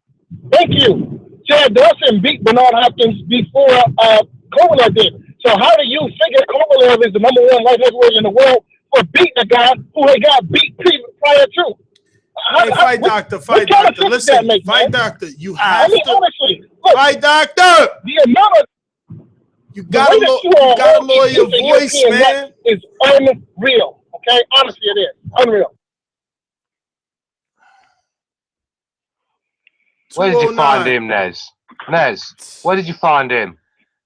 Listen, he's making complete sense. I totally agree with him again, but he has horrible cell phones. I mean, I can't help him. 209, you're live. Because I mean, you can't argue that what he's saying. I mean, it's the same thing I was saying. People beat Hopkins he was totally before. Disrespectful and out of order. He's a piece of shit. Whoa! Why you? Whoa! You know, let's call a spade. The guy's a dummy. I mean, he makes Wood sound like Bill Gates. I mean, what a fucking dumbass. Whoa! Why is he a dumbass, Stuart? What? Are you on about the fight doctor? Yeah. Oh, come on, Nez. Are you fucking deaf or something? What did he say? You didn't hear what he said about Angel of Wall Street and Ringside Robbie? Yeah, he took a shot, but I mean, hey, the guy takes. People, there's no need can for that. take all their shots they want. But this Stuart, is what this show is all about. I'm not complaining. Stuart, you have your guns loaded and shooting every day. I mean, look at you. I don't get personal with people though. But he didn't get personal. You just called him a piece of shit. Yeah. And you got a dog in the background. Oh my God. Who's the guy with the dog? That's my dog. I'll settle on you. Man, yo, tell Mr. Belvedere to be quiet. 209, you're back. I'm sorry. Stuart and his dog making a bunch of noise there. It's me, Jay Corpus, 209. Hey, Jay Corpus, what's up? Long time listener. I know. Yeah. What's up, everybody? Angel Wall Street, that girl Lizzie boxing, ringside robbery. Hey, I love Dude Stewart, man. You're funny, man. You're funny, dude. And the fight doctor, I love that dude too. And I think that guy just gets misunderstood. I think he just tries to get under guys' skin, especially Stewart. Because if you react to what he's saying, then he wins. That's how I see it, or that's what I listen to it anyway. Anyway, the reason why I called is everybody's talking about this Mayweather Pacquiao thing, right? And I don't know. I listened to yesterday's show, and it was a slip up of what Vic said, and he said something about like a Cotto Mayweather. And do you guys think that could be a possible fight? And then just kind of just one of those cover up fights where it just surprises us all, like, whoa, this one just came out of left field, and would you guys buy that May 2nd? Well, is that even possible? Jay Corpus, I'll say two things. I'll say I would buy it, and he did say it would be a big surprise. Now, obviously, we all assume and want the big surprise to be Pacquiao, but this is a pretty big surprise going for another division title. But the problem is he won't defend it. The problem is he won't defend it, though. He's not going to want any parts of Triple Jesus. I see. That's it. That's all I got. I'll keep listening. All right, Stuart, you see, someone does love you. You got to love back, man. You're out of control. Fight Doctor, I'm going to you again. Don't hang up, but you got a horrible phone, man. Lester, I had to control my dog. You just told me to control the dog, so I can't speak and control the dog. Get that nigga a Scooby snack, man. 713, you're live on the Boxing Voice. Who's this? Yo, what up? Yo, what up? You're on. Go ahead. All right. Hey, it's my first time. Oh, you gotta let us know, buddy. We don't know. I wish I was Miss Cleo.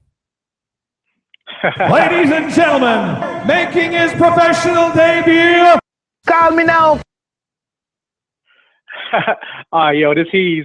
I want to go ahead and make it 2 for 2 on people who love Stu, because I love anybody who hates Mayweather as much as I do, and he does. So yes, I love that guy.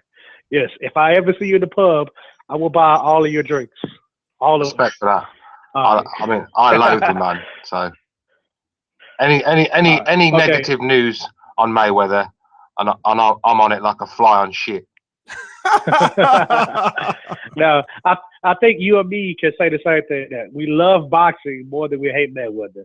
So I think that both you and I don't let our hatred for Mayweather interfere with our boxing knowledge. So when I say the things I'm about to say, just understand I'm saying it from a purely objective perspective.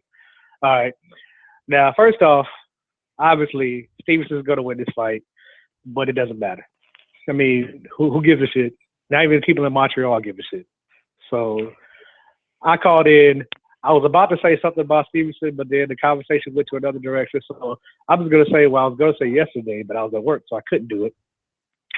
So I'm going to explain to y'all something that maybe y'all don't understand about how boxing works, in that, talking about the Mayweather-Pacquiao situation, it doesn't matter who has the right to May 2nd.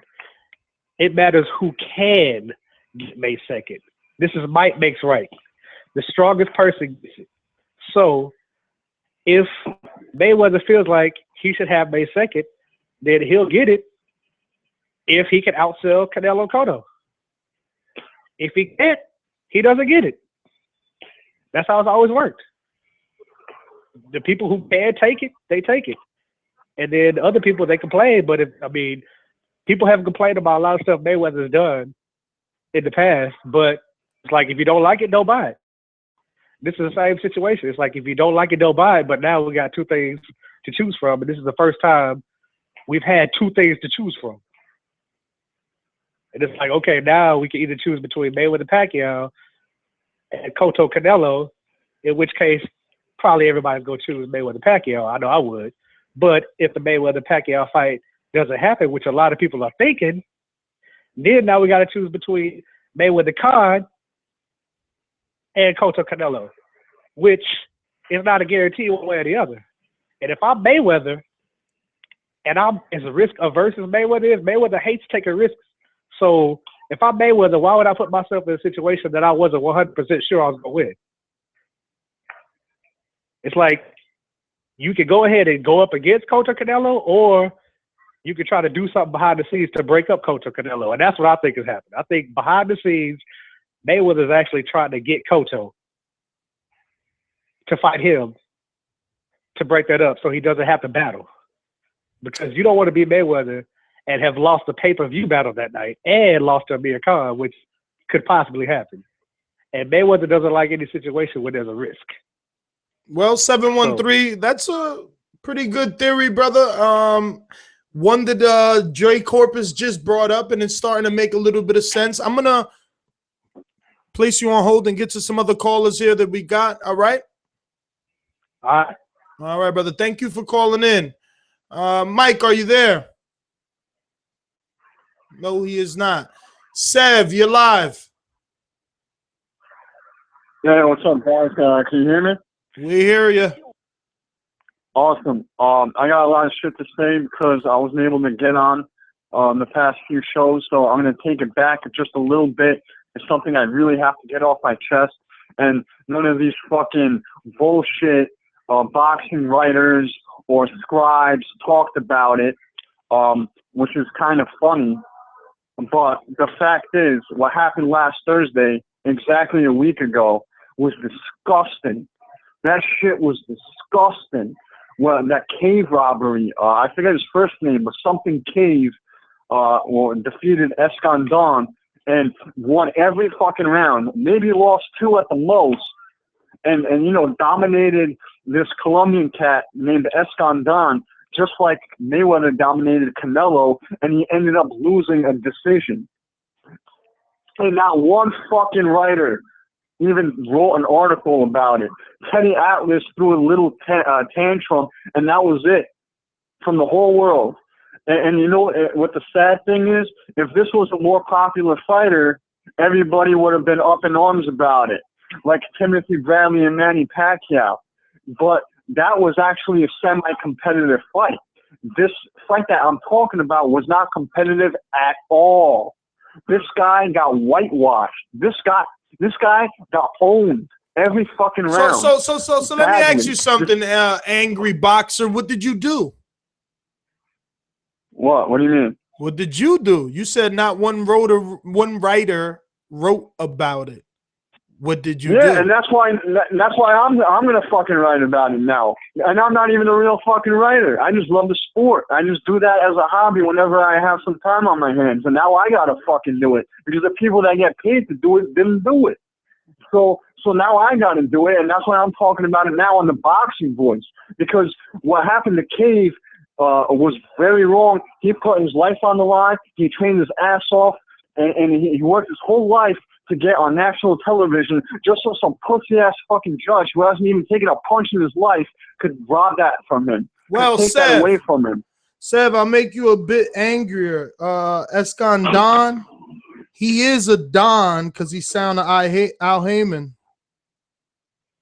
Exactly. I know that. I know he signed to Al Heyman, and that's why he ended up fighting Cave and not Santa Cruz. Because if Santa Cruz fought him, he would have gotten owned too. So Al Heyman purposely matched him up with Escandon because Santa Cruz is his is his moneymaker at that weight division. He's his number one prospect at 122 pounds, and that's why Escandon got that match, and he fucking got his ass kicked, and he still got the decision. I just hope Cave gets a rematch, and if he doesn't, I hope he gets another big fight on television.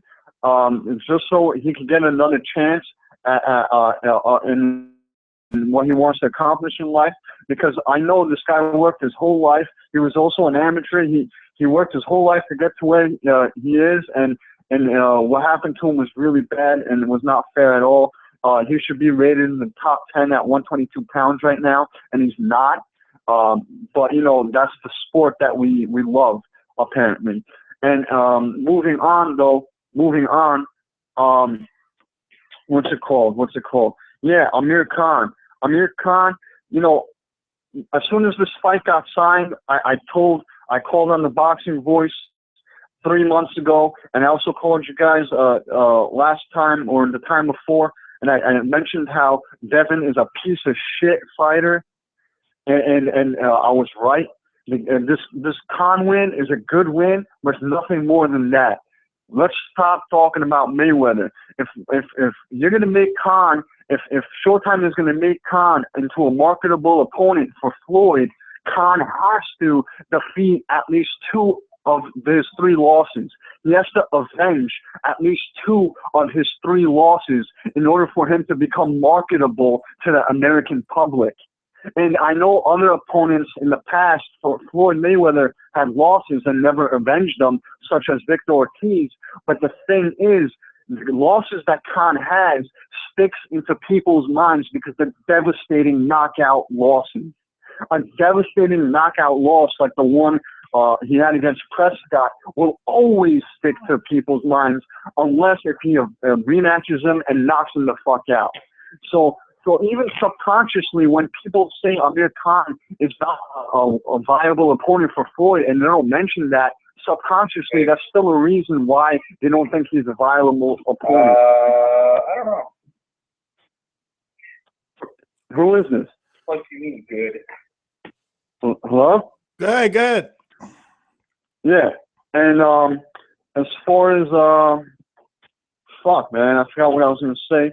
But I guess that's it for now, man. I guess that's it for now.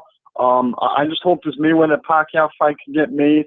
I don't know anything about it, what's going on. I just wanted to express my anger for that cave fight. I feel really bad for the guy, and I actually think he's a pretty good fighter, and he was an entertaining fighter. And he just lacks some power, and I just hope I don't see anything like that again, because if I do, I might think twice about watching the sport, man. And that's it, guys. You guys have the best show. I actually like the show better than the sport, lately. If it wasn't for the show, I probably wouldn't be as into boxing as I am right now. And I just like to thank you guys for doing the good job that you guys are doing, because we have enough black eyes in the sport, and you guys aren't one of those black eyes. And that's it, man. You do your thing, and you guys have a good night. All right, Sev. Thanks for the kind words. 212, you're live on the Boxing Voice. Who's this? 212. 212. Man, hate to do it to you. Go ahead. Lissy. Me? Yeah, you're back. I'm back. I didn't know I was coming back so quickly. Whatever. You asked to come back. So here you are. You guys get bored. You guys got bored. No, I just wanted to profess my love again for Stuart. I am still to this day waiting for Stuart to come back to Twitter. Stuart, where are you?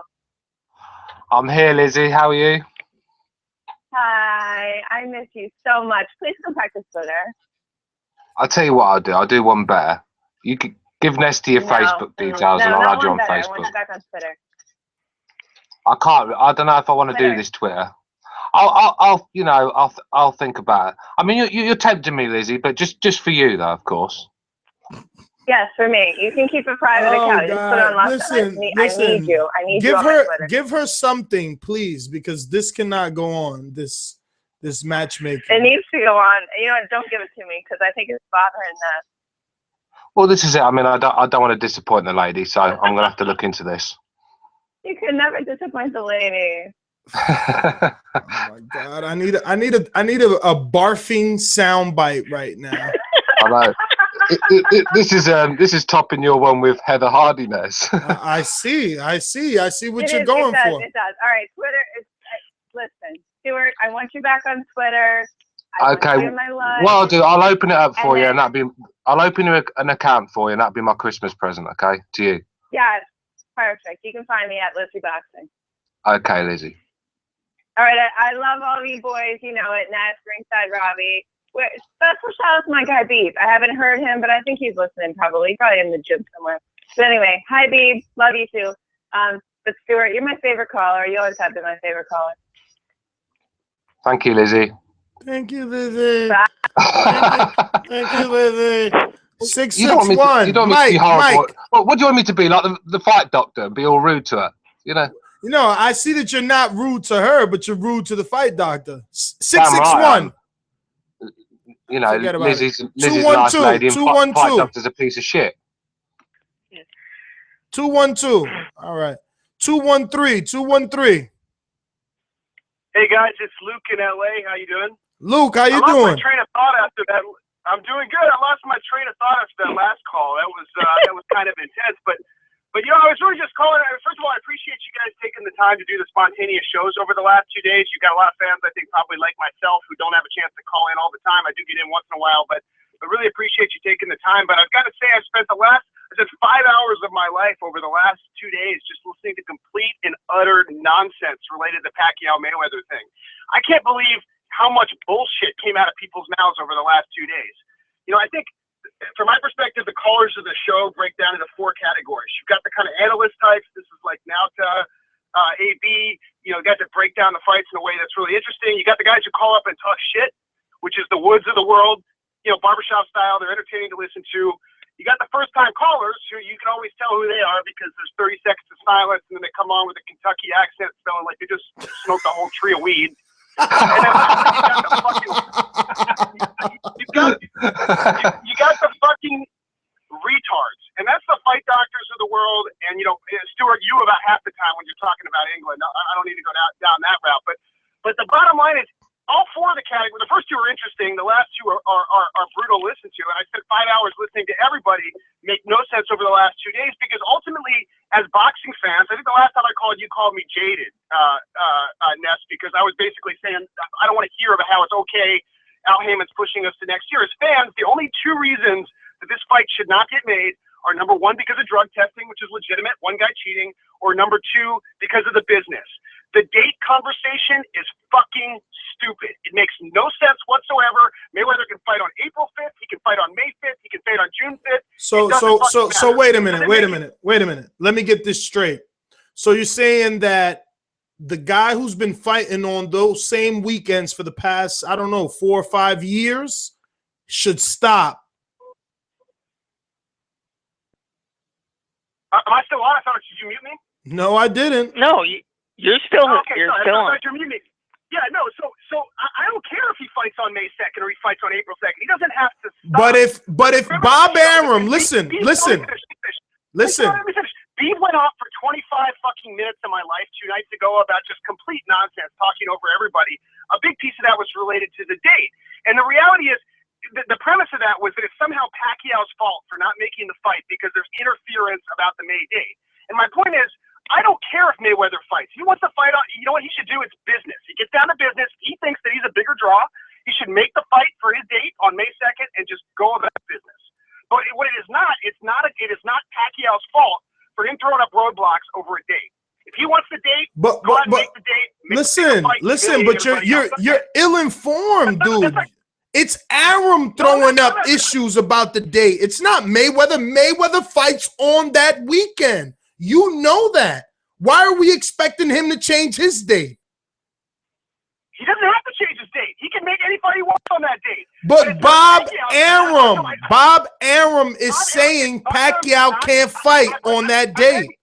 I read the SI article, and that's not what Bob Arum said. And first of all, that was secondhand, not coming through Bob Arum himself. And Bob Arum's got complicity in the whole thing. The one time I've ever agreed with the fight doctor was when he came on 2 nights ago and said Bob Arum's a racist. He probably is a racist. I agree with that. He's a rich Jewish guy from West Los Angeles. I live in LA. And you know what? He probably has a problem with Mayweather because he's black. But because if you know what Bob Arum is, I will also say he doesn't give a flying fuck about Mayweather. He's not going to let Mayweather get in the way of making money. And if there's money to be made on May 2nd or April 2nd or whatever the date is, he's going to make it happen. He's not going to let personal beef and Mayweather get in the way of him getting his money. It's just not going to happen. It's business. It's all about business. The date doesn't matter. As boxing fans, the only thing that should be good enough for us is drug testing or the money not being right. And it could be they're still not agreeing on the money, but the rest of it is just white noise in the background. And all you guys are doing is enabling Mayweather by going on and on and on and on about the same. It was the same thing with the Kovalev Stevenson thing months ago when everybody thought it was okay. It's not. The only thing that's good enough for us is money and drug testing. That's it. All right. Well, the voice of the people. I'm telling you, people definitely getting voice their opinions here today. I believe this is Wassam. What's up? Yeah, what's up? Nice to see me.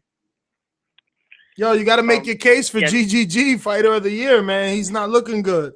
No, man. I mean, I could make a case for him to be on the ballot. Like I debated a few guys already on Twitter on that. I can make a case for him just to be considered, But my personal Fighter of the Year, and it's the year's not over yet. There's a big fight, for hardcore fans coming on December 31st with Narvaez versus Naoya Inoue, and he's going up 2 weight classes to fight the #1 guy there. So I think if he beats him after winning the title from Adrian Hernandez, that he should be Fighter of the Year. But it's not gonna happen. It's probably gonna be like Mayweather or Cotto or somebody popular like that. But Triple G had a good year. It's in line with basically the years that Kovalev had or Terrence Crawford, people like that. I just wanted to speak about how the fight doctor.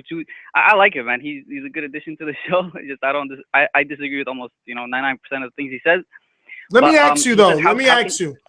How was his phone sounding to you on your end? It was good. After you told him to decrease the volume of his speech, it sounded pretty good. Okay, so we'll bring him back on. Yeah. When he said how can Kovalev be the #1 fighter at light heavyweight when he beat a guy who other people beat first, right? Well, in that case, you could apply that to any fighter, including Adonis Stevenson, who beat Chad Dawson to get the lineal title, and who beat Chad Dawson, Jean Pascal, and who beat Jean Pascal, Bernard Hopkins. You could go down that route, forever, and we'll never get it. But us as hardcore fans, we have certain criteria, certain personal criteria, and we see that Kovalev wanted to fight Adonis. Adonis did not want to fight him, hence why he jumped ship, even after having an agreement. He hasn't looked as impressive as Kovalev has in his last few fights, and he has 1 title as opposed to 3. And I don't care about lineal titles. As the fight doctor himself has said, it's the champions who make the belts, not the belts who make the champions. So if you're wearing it and you're a legitimate guy, that's a legitimate title. So, Tom, you think I'm wrong for saying that Kovalev is the #1 light heavyweight? Is that what you're saying? No, I'm saying you're right. Okay. The whole but Robbie, you're confusing the #1 light heavyweight with the fighter of the year. People have a problem with you saying Kovalev has fighter of the year. Fight doctor, you're on. I've said on previous shows, I think Terrence Crawford is the fighter of the year. I think Kovalev is the #1 light heavyweight.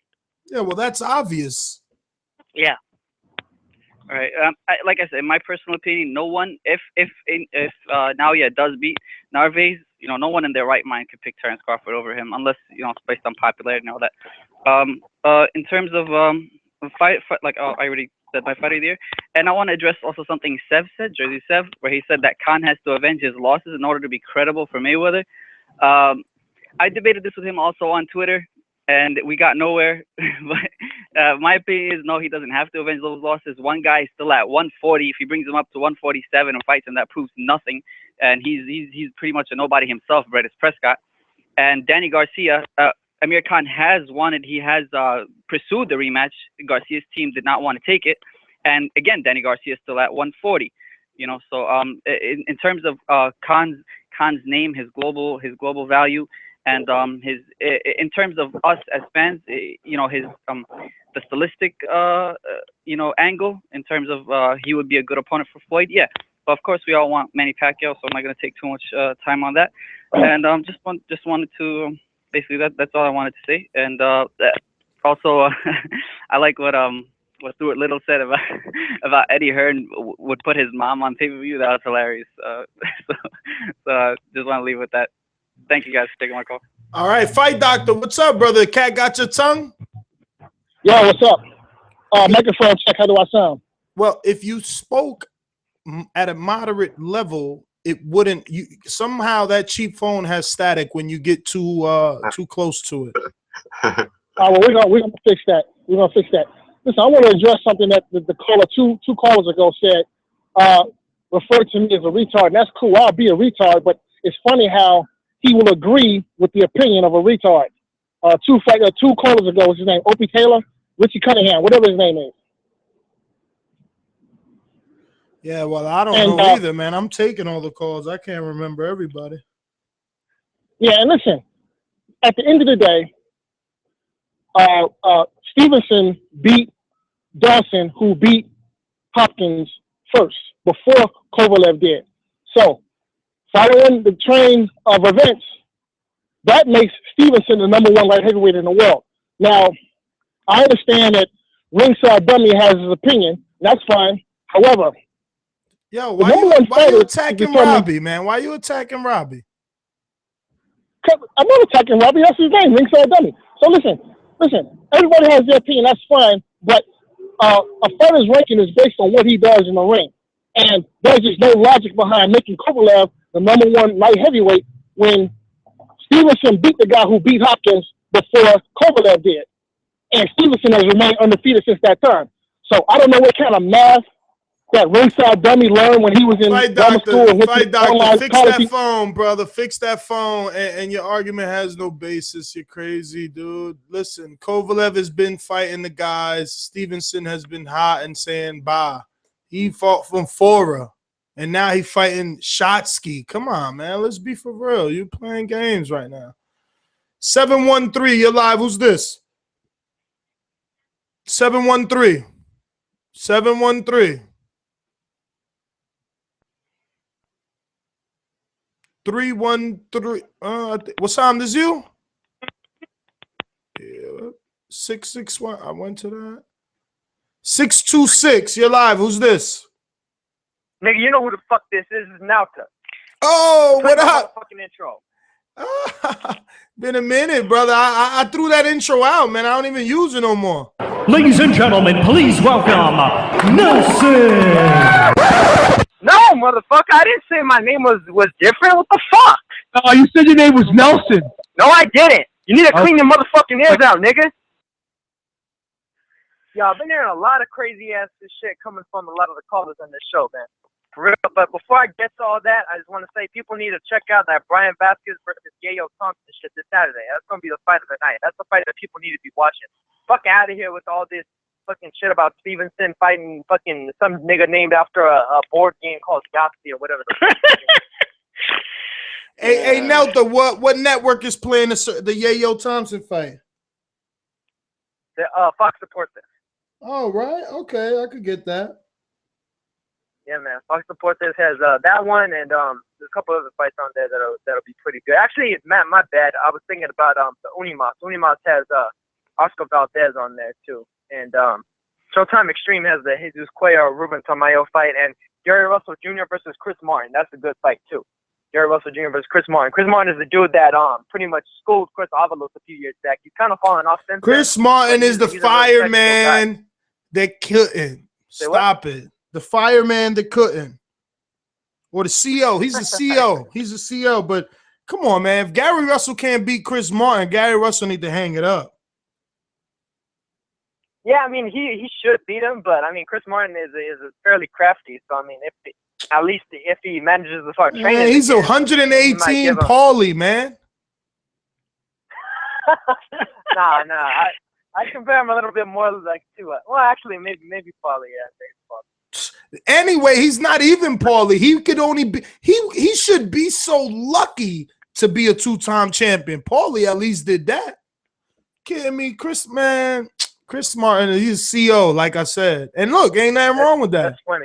Hey, and why the fuck is Anthony Peterson fighting the dude that like I haven't heard from in about 8 years? Man, fucking Hector Velasquez not only fought Manny Pacquiao, but he fought Bobby Pacquiao back in like 2006.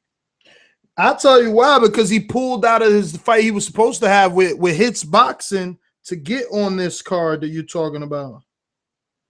He was supposed to fight that dude that was on ESPN, Amadou. Crazy. Anyway, you know, that should be handled okay. But yeah, man, the Stevenson fight like that shit ain't even the best fight this weekend, man. It's Vasquez versus Yayo Thompson. That's the real shit right there. That's gonna be a war. But I mean, as far as fight of the year is concerned, like people they act like they know, but they really don't. If Naoya Inoue wins against Omar Narvaez on the 30th, he's the fucking fight of the year. Period. There's nobody that even comes close. When you win 2 weight titles across 3 weight divisions, fucking 4 wins by knockout like that, possibly by knockout. Hey, Nelta, I don't know if I should tell you this or not, but I think that you need to repeat what you just said slowly, because don't nobody know them little fucking dudes you talking about. Nobody watched the Smurfs in the ring, man. All right, well, first of all, Omar Narvaez has only ever been defeated by decision by Nonito Donaire. How much does he weigh? How much does he weigh? How much does he weigh? I'm fighting at about 130. No. What's his weigh-in weight? Yeah. 115. Man. So what? He's better than half these motherfuckers that these other people have been fighting. What channel is he on? Huh? What channel is he going to be on? I believe it's gonna be Fuji TV in Japan. Oh man, this dude is crazy.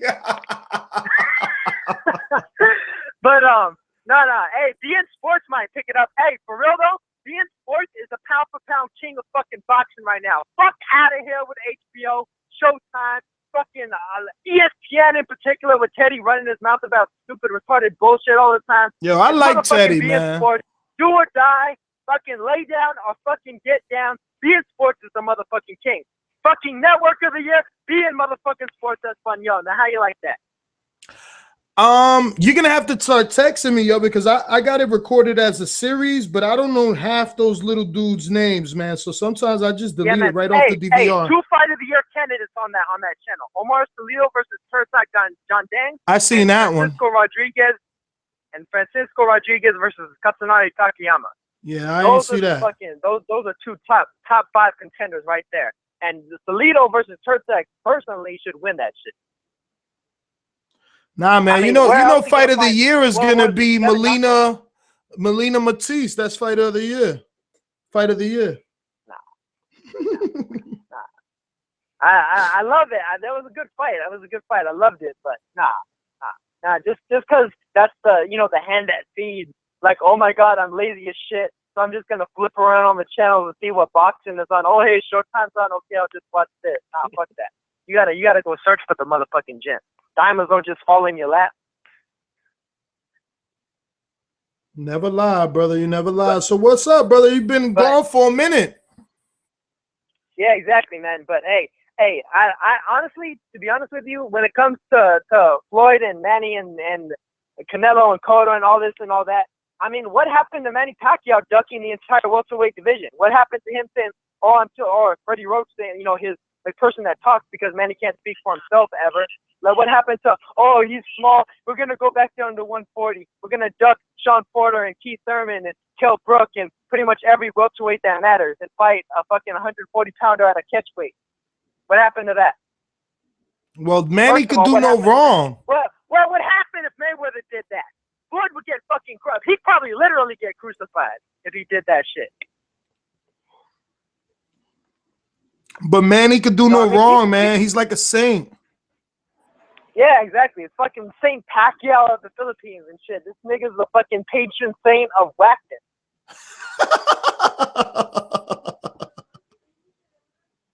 But but for real though, how is it that Canelo is saying, I'm gonna take the dates back? Guess what, dumb fuck?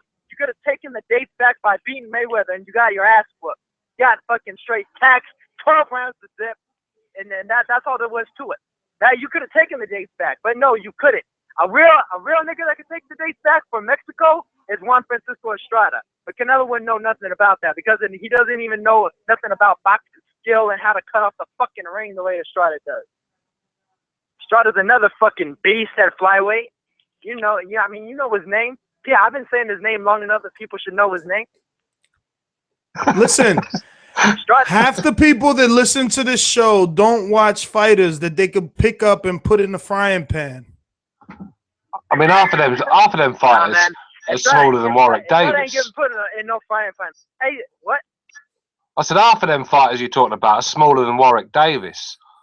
I mean, the guy at the Hobbit, fucking. I mean, no one cares about them weights. I mean, we're big guys here. We want to see big guys hitting each other. Seems to care when they're paying Zhu Shiming $1 million plus. Yeah, but he's making it. But let's be real, he's making $1 million because he's in a country with nearly 2 billion people in it, and he's the only fighter they got. Then how do you explain Johnny Tapia appearing on HBO and Showtime both? How do you explain Victor Chanian appearing on Showtime? How do you explain Nonito Donaire when he was a flyweight appearing on Showtime? Yeah, but Nelta, that's what they're gonna have to do to get us interested again. That's what they're gonna have to do because I'm a hardcore, and it's hard for me to listen to those Spanish broadcasts. I like BN Sports. I've said it before.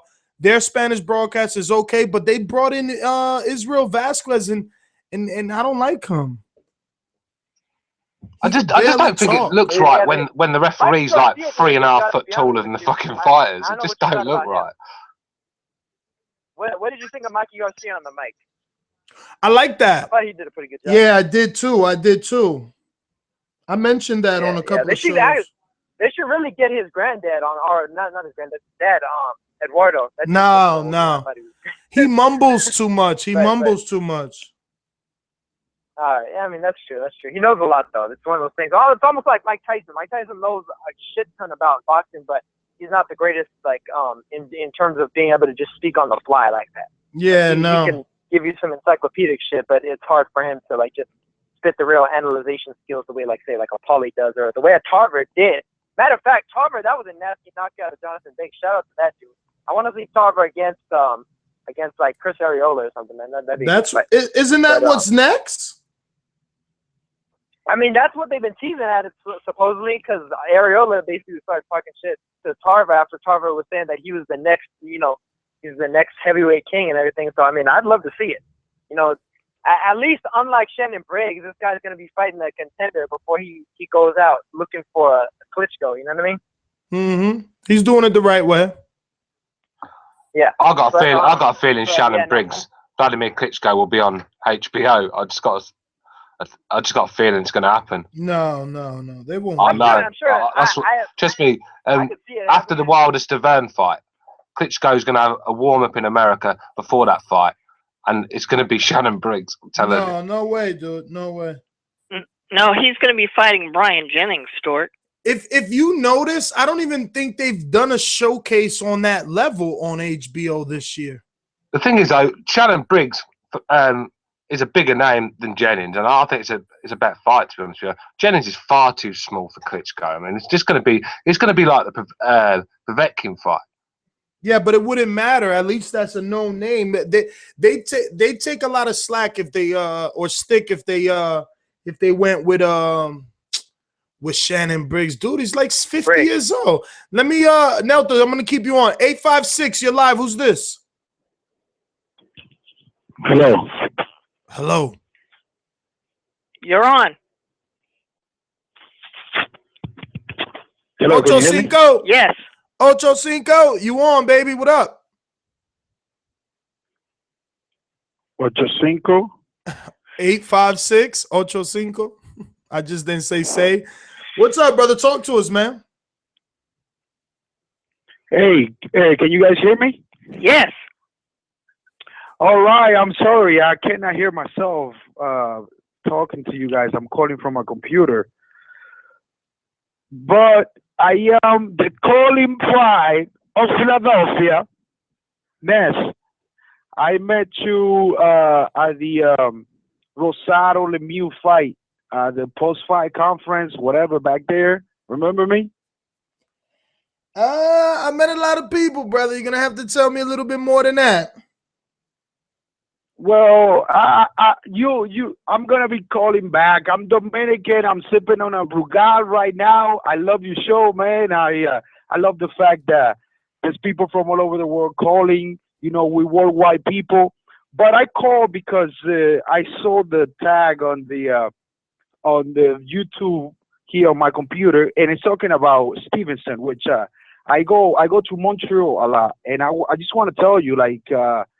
People like boxing in Montreal is a good environment right now for boxing in Montreal, but right now it's not looking good for him as far as the respect of a boxer.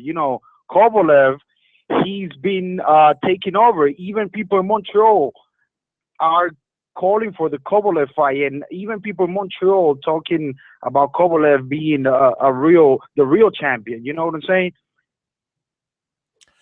Yeah, I mean that's basically happening all over the world, man. But man, I'm glad to hear that you're Dominican, living in Canada. Traveling to Montreal. You even have a little Canadian accent going on.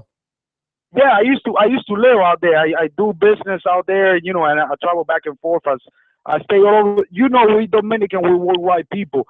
But let me tell you something. This is, I don't blame the guy alone, because this is Al Heyman's work. And I don't know, most people would agree that Al Heyman has a history for blocking fights, blocking the big fights and holding them. I don't know until when, but Will you guys agree that he does this? Oh, absolutely, without a doubt. Yeah. Okay, so I'm gonna tell you guys one thing though. Going back, and maybe I'm gonna sound biased because I am a Pacquiao fan, but going back to this now, would you say that all this mess right now with the Floyd and Pacquiao controversy, who's to blame, Bob Arum, obviously listen, people, the promoters out there to make money, but without them, the fights don't happen, so we got to respect that, and I do respect all him and work. He does good work for his fighters, but it's a fact that he does stop big fight. So I don't see why he wouldn't do this over and over again with Floyd and Pacquiao. I think the number one reason why the Floyd and Pacquiao fight hasn't happened is because he doesn't want Floyd to be exposed to a threat, to a credible threat, until his last fight. So yeah, I'm but don't you think that they're gonna fight in September? But don't you think that the time is now? Say again? Don't you think the time is now, after watching Pacquiao lose a couple of fights, look a little more vulnerable? I think no. Look, man, I'm a Pacquiao fan, but I think the fight is 50-50. I mean, 40-50. Hey, you can't deny Floyd, man. I'm not here to hate on nobody. Floyd is very skillful. The guy has a history of being the champion. Displaying boxing skills. But you know what? This is the type of fight. You know why people are so they gravitate towards this fight so much, and they so passionate about this fight, because no matter what I say, no matter what you say, this fight can only be decided on the ring. This is a fight that you need to see it to find out. I like Pacquiao on the fight. I'm a Pacquiao fan and I like Pacquiao. I got my own reasoning. Maybe on another call we can go in depth about it. But I'm saying I think the number one reason why the fight has not happened throughout all these years, because when there's too many obvious things, that Floyd has not been vocal about this fight until now that he's been cornered. He's been cornered by Bob Arum and De La Hoya. Wait a minute. He's been cornered. Wait. He's been cornered. He's been cornered because. Who's been sending contracts which way? Who's been sending contracts? Okay. Listen to me. I haven't seen any contracts coming from Pacquiao's side. Okay, Pacquiao doesn't write contracts. Okay, but the issue is this. Side is what I'm saying. Floyd doesn't write contracts either. He's got a lawyer for that. Yeah, but okay, listen to this. I heard somebody say that Cotto did 300 pay-per-view and Canelo did 300 pay-per-view. Okay. So combined, they're gonna do 600. That's a lie, man. Cotto and Canelo, they're gonna do over 900,000. Over 900,000 pay-per-view. Okay, well, where is your proof of that? Because okay, you know why? Because over and over and over again, the Latino community supports boxing, and when the Latino community supports boxing, they get close to $1 million pay-per-view. I don't know how we do it, but look, I am Dominican. Then why didn't Barrera Morales do that? Okay, let me finish, and then I got a short time here on the mic. Go ahead. Look, my point is that Canelo has a following. I mean, I don't think he's the greatest yet. The kid has potential. Cotto has a deep resume, history. A lot of people, even non-Puerto Rican, love Cotto. So those two guys, they have a deep resume. And for today, the way pay-per-view is managed today, those two guys, they have the potential to get close to $1 million pay-per-view buys. And regardless, that's going to take away from Mayweather. And Khan just said in an article that if Floyd doesn't fight him, he may fight Pacquiao. He already been offered a fight with Pacquiao. So listen, so if Floyd doesn't fight Khan, and then Canelo and Cotto fight on May 2nd, then Mayweather's corner. Understand that. Look, I like Mayweather too. I am a Pacquiao fan, but I like Mayweather. I like what he's done for the sport.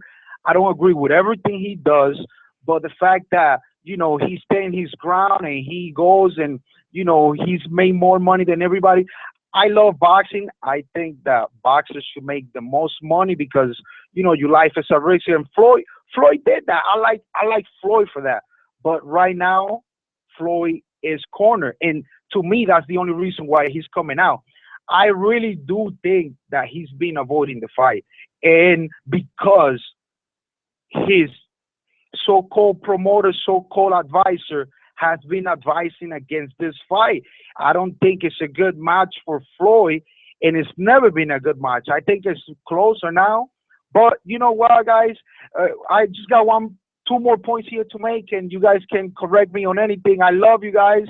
I think Anthony Joshua will be the future of the heavyweight division, and I like Herrera for Fighter of the Year. He beat Danny Garcia. Look, I'm from Philly. I travel over the place, but he beat Danny Garcia, and we love Danny, but he beat him, and he beat this guy, Beterbiev, and he's been robbed twice, man. I hope, not because he was here on the call, you know, I never met the guy. I think he's a gentleman too, but regardless of that, I think he's been robbed. I hope that, I know it's not going to happen, but to me, I hope the guy gets a recognition worldwide, man. The guy is a true champion. Yeah, truthfully, man, Herrera, if it wasn't for getting robbed, would probably be the front runner for Fight of the Year right now. Because Yohan Perez was an underrated win. I mean, Yohan Perez schooled the shit out of the Kama guy, which Guerrero sure as fuck didn't do. And then, you know, Garcia, lineal champion. Whoa. What? Okay, we rolling. You ain't popping no champagne. You ain't popping no champagne. You ain't hopping no damn plane. Okay, we rolling. Hey. We know who won that fight. Let's cut that out. We know who won that fight. Herrera fucking so bad. Fucking Danny had his dad freaking stuttering and stumbling all over the place. And you know, we know who won that fight. We know who won that fight. Herrera shut AJ Garcia up. He shut him down. Shut him down, baby. Like who took them belts on? Shut that shit down. Who took them belts on? Good boy. Good boy. Good boy. Hey, let's see Herrera try to get up out of PR with them belts, son. 773, you're live. Who's this? 773. Making it easy for me. 636. Yo, man, at the panel, man, what's popping, bro? What's up? Man, I can't call it, man. I really think that Stevenson. Well, hold on. First, I was listening last night. I've been listening the past couple of days, and man, cut that dude's time. That dude, the fight doctor's a fucking joke, my nigga. Like, that dude is just too much bringing up race and all that, man. We just trying to talk boxing here. This ain't about, racism. But anyway, back to the topic, man. I still think Stevenson is, strong. He has the schooling of Emmanuel Stewart.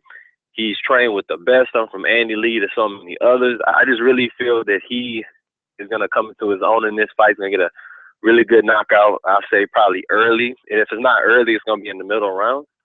I don't see it going the distance. He looks very comfortable. When he was on the scales, he didn't look like he was drained or anything like that. So I don't know. I just think he's going to do well. Andre Durrell's going to do well tomorrow. He's going to get him a good win. I'm not sure if it's going to be a knockout, but he has the skills to pay the bills, and that guy is just a step slower on pulling the trigger than Andre Durrell. So, yeah, I really want to see the Kovalev-Stevenson fight. I am still, questioning on Adonis Stevenson's skills. Like, I mean, I like his skills. Don't get me wrong. He is very, very talented. but he relies a lot on that power. I want to see him really mix up his skills in this fight and show the public, show the people of boxing that you're really ready, you know. I mean, he said he wanted to face Kovalev, but we want to see it through your skills, you know. Visualizing everything makes the difference. So what do you guys think? Do you really think that Stevenson's going to really step up to the plate, sign that contract when the contract does come to hand, you know, for a few musicians? Or do you think that he's going to kind of, you know, do what him really wants him to do and just take another fight and not take the Kovalev fight? He's probably going to face somebody else, you know. Do you think he's going to face Kovalev sometime next year, maybe summertime, maybe something like that? Well, if I had my way, those two would definitely be in the ring in 2015. That fight has to happen. I agree.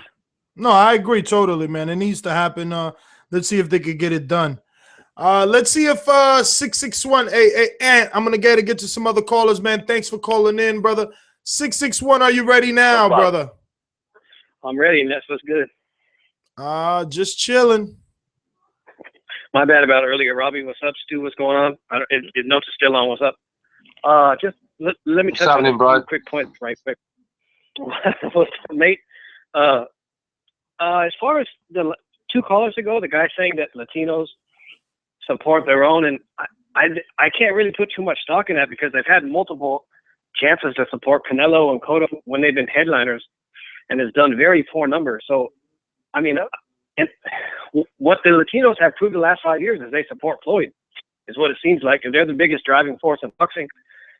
I mean, the numbers Cinco de Mayweather, man. Right, they got to celebrate Cinco de Mayweather.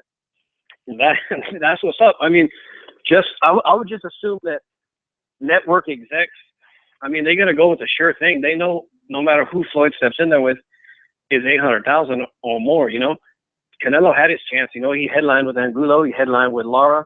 You know, and the numbers were very poor.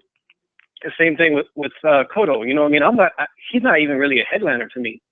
He proved that in the Martinez fight. So I don't want to burn too long on the Floyd Pacquiao thing, but a lot of people calling in saying that he's cornered. I see a man that's been trying to make a fight over the last couple of years. I mean, he's done some things that I don't agree with, but to say that he's cornered and he's not the one, he's made no effort to make the fight. I mean, it's just, I guess after a while, perception becomes reality. But I mean, I don't think he's cornered whatsoever. I think, honestly, he's trying to do the fight. I mean, what do you guys think about that? I know what Stu's going to say, but I don't know, man. I think that Mayweather is so cunning. I mean, some of these callers made some intelligent theories. The whole working with Cotto behind the scenes makes sense. Being ballsy enough just to go ahead and fight Amir Khan, that makes sense. Everything makes sense when you're Mayweather at this point. But I mean, do you think is it impossible to give him the benefit of the doubt that he really wants to fight? I mean, I don't think that he's cornered in. He can't corner that dude. He's going to do what he wants to do. If he's talking like he wants to make the fight, he wants to, man. He's not being cornered into this because of Cotto Canelo. And I don't want to. In my opinion, if he wants this fight, it would be made already. I agree totally. But I mean, listen, the dude is in the driver's seat, man. He's in the driver's seat. You just right, but you're automatically placing the blame on Floyd and giving the benefit. Then why is Pacquiao saying no? Why is Pacquiao saying no to every offer? The only man that's ever walked away from anything is Manny. I mean, I think it's more or less Bob. Exactly. You know, we all know Bob pulled the plug on the first negotiations. That's public record. That's not an opinion. That's fact. Yeah, call it. Yeah, that's not an opinion. Floyd signed it. He's the only one that ever put pen to paper. He's the only one that ever put pen to paper. Pacquiao never put pen to paper. Never. No. You just sit back and says no. No, I want 50-50 even after I got knocked the fuck out. Listen. Right. I mean, Floyd has made offers. Floyd has made offers. Pacquiao and them, they never sent an offer. Exactly. How can any of you believe a word that man says? I mean, Floyd don't so gullible. He doesn't do himself. No, you know what Pacquiao sends? Pacquiao sends Foot Locker commercial. That's what he sends. It's propaganda. That's all I really see from the top rank side. I mean, 1984. I'm sure my mate Stu's over there ready to call me a flomo, but I'm just saying, just use your head for 15 seconds. I mean, granted, Floyd doesn't do himself any favors to get public perception on his side, but sit down and just look at the facts. The fact is he's the only one who's really made legitimate strides to try to make the fight happen, whether it was a low ball offer or not. I mean, I probably agree the 40 million was probably a low ball offer, but the Angel of Wall Street could probably speak to this. When you get an offer, you make a counter offer. You don't just hand the phone off to somebody else and say, "That's it, I'm done." I mean, try to make a counter offer. The thing is, though, I honestly believe that if he really wanted this fight to happen, it would already be signed and sealed and delivered. Why do you think that he doesn't want it to happen? Because he's a coward. So listen. So everything coming from Mayweather is a lie. Everything coming from Top Rank is the truth. Well, basically, I'm not saying the second part's not right. The first part. Hang on, Robbie. I'm not saying everything coming from Top Rank is the truth. I'm honestly saying Floyd Mayweather is the top person in boxing. If he wants this fight to happen, it will happen. If he does not want it to happen, it won't. It's as simple as that. Is he gonna put a gun to Manny's fucking head and say, like, you're gonna take 40 million? Well, listen. I gotta reel it in, Mike. Listen, no contracts have been sent as of now. We did a bunch of spontaneous shows about these topics. We got to stick to the script. I got a bunch of calls I got to get to. Okay. I'm leaving in 6 minutes. Let me burn for 15 seconds on the fight of the year, and then I'll let you go. Just the body of work for Crawford, I think, outweighs the one. I don't put so much stock in the win for Kovalev over Hopkins. The win, I think it was Agnew. That don't mean nothing to me. And he beat an old man. So, I mean, I think the overall body of the work, you got to go with Crawford on that. And one last thing, if you don't know who Estrada is, he's one of the top 10 fighters on the planet. So if you don't know who that is, then you're really not even close to no hardcore fan if you don't know someone's in the top 10 in the planet.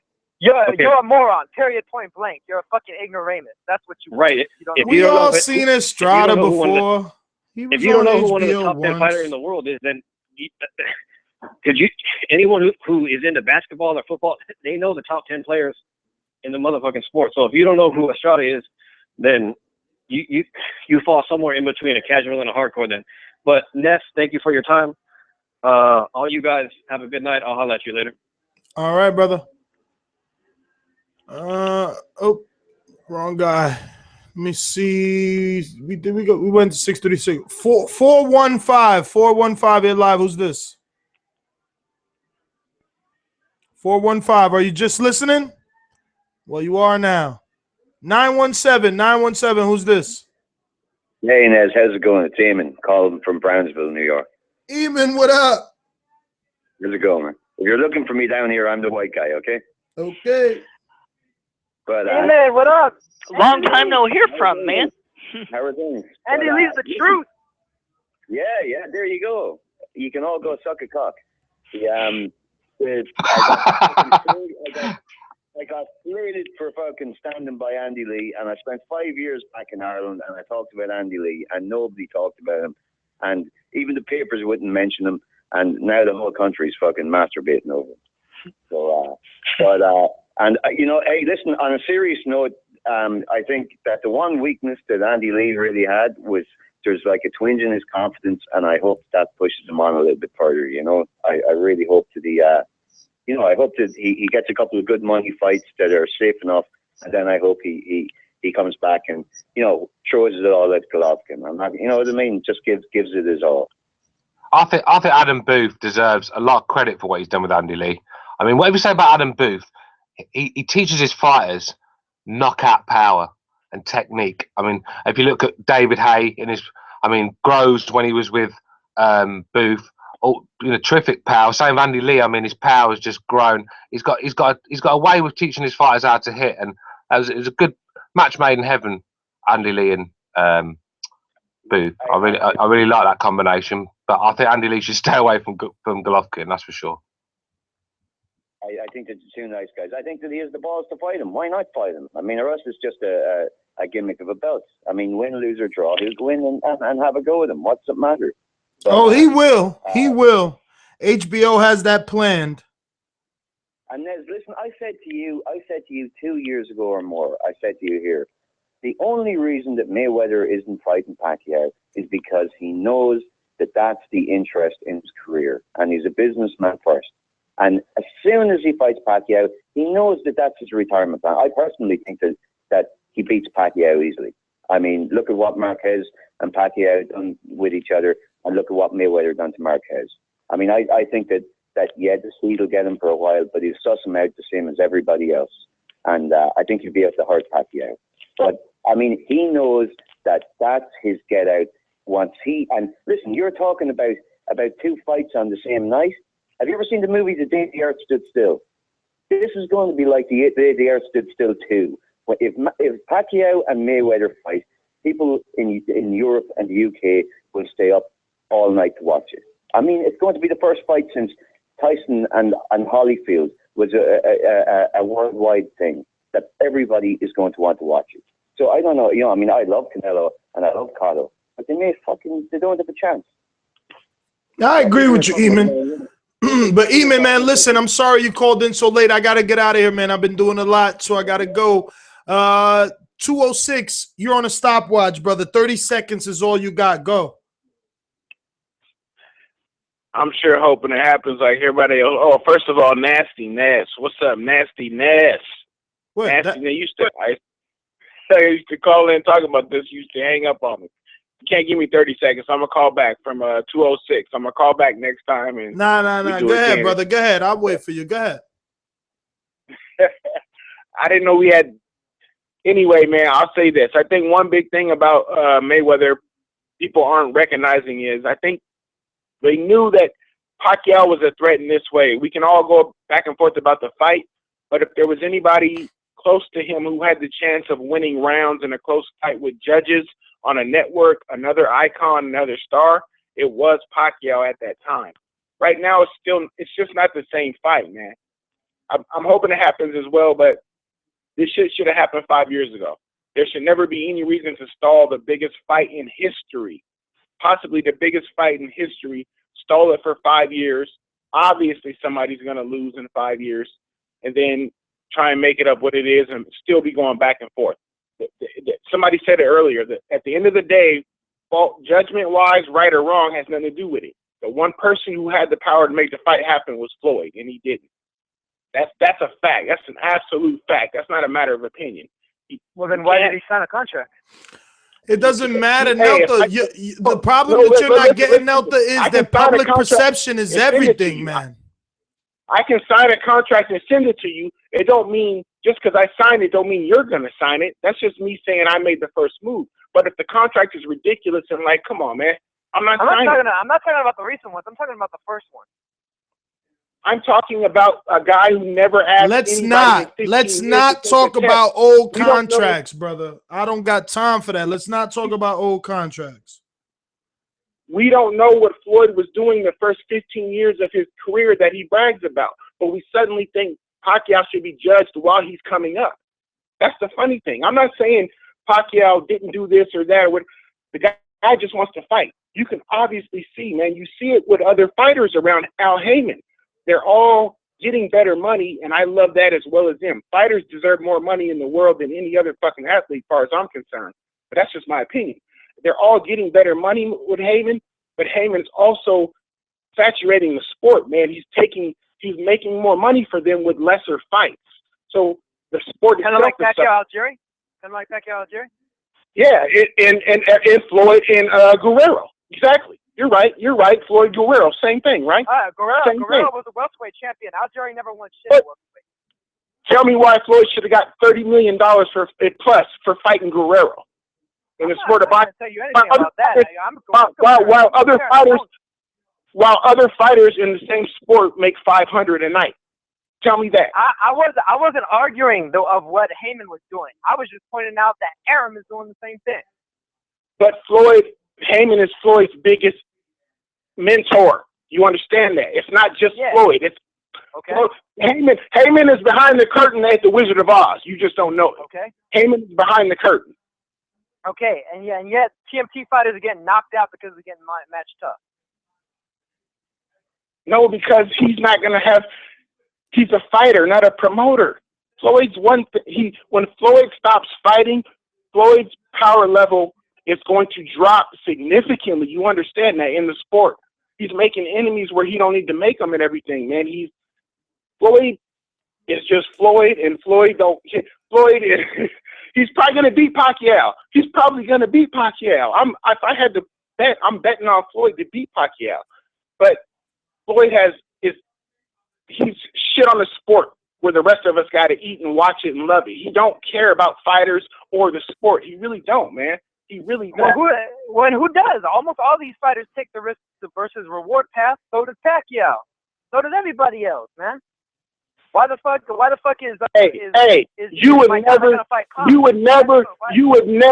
would never accept in any other sport, my man, ever, for somebody to hold something up. You would never allow Kobe say, no, we don't got to play them, or LeBron say, no, we don't got to play Kobe. You would never say, I don't have to play them. I should be able to dictate where they're getting tested, how they're getting tested. That shit is ridiculous, man. Kind of like Pacquiao did with Marquez. Kind of like Pacquiao did with Marquez. What, in what, four fights? Yeah. Talking about fight stretched across 10 years because he didn't want no parts of it. Hey, who gives 4 fights, man?